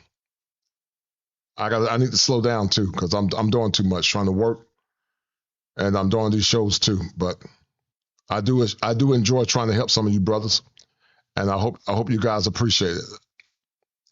All right, all right. So go to the super chats real quick. All right, so real quick. Top Gun and Gregory Scotland, the #1 sponsors. Shout out to Gregory for the 20. MC Recovery for the 2. MC Recovery for the 2. Gregory Scotland for the 20. Top Gun for the 2. Top Gun for the 5. Top Gun for the 2 again. Brotherly Love, I didn't even see yours, Brother Love. Thank you, $5 super sticker. Thank you, Brother Love. I apologize, man. I forgot yours, brother. I apologize for that, Brotherly Love. Thank you, sir, for your kindness. I forgot all about you, man. I apologize. Brother Love for the 5. Top Gun again for the 5. My dear friend James Turner for the 20. Top Gun for the 5 again. Top Gun again for the 5. The Trevay Willis channel for the 2. Top Gun for 2. Top Gun again for 5. MC Recovery for 2. And my brother and friend, the International Quiet Storm. So we're going to round it off, and I really appreciate you guys. And thank you, Sean E. Like I said, guys, to those that have not donated, do me a favor. If you don't have any money, share the stream. I understand the economy is rough. And so just share the stream if you don't mind. The Spirit of Variance said we really do appreciate it, as as soon as as my transfer clear, I can start donating. I appreciate it, brother. Thank you, Revelated Spirit of Variance. I got another good show coming up soon. You guys gonna love it. We're gonna talk about Project 2024. Is Project 2024 a threat to democracy, or is Project 2024 a form of political gaslighting? We're going to break that down. Y'all going to love this show. Bashua asked me about Project 24, and I've been doing research on it, and I think it's political gaslighting. That's what I think it is. I understand the concerns. Some of the concerns are merited, but I think it's political gaslighting. I appreciate it, Revelated the Spirit of Variance. I appreciate it, brother. Thank you, sir. All right, guys, we're going to end it. We're going to end it right here. And blessing to all the brothers that show love and donated. And guys, we're about to end this stream. And if you're not a member, guys, become a member. But listen, I appreciate that, Quiet Storm. I'm honored that you said that, man, because doing these shows are not easy. It's not easy doing these shows, man. And I am a licensed therapist, and this is edutainment for me, using clinical concepts from an ethnocentric perspective. And so, man, I'm honored that you said that, man. I really appreciate that, brother. Thank you, the Quiet Storm. You and I have talked in the back, and I got nothing but love and respect for you. You, Gregory Scotland, Salty Balls, and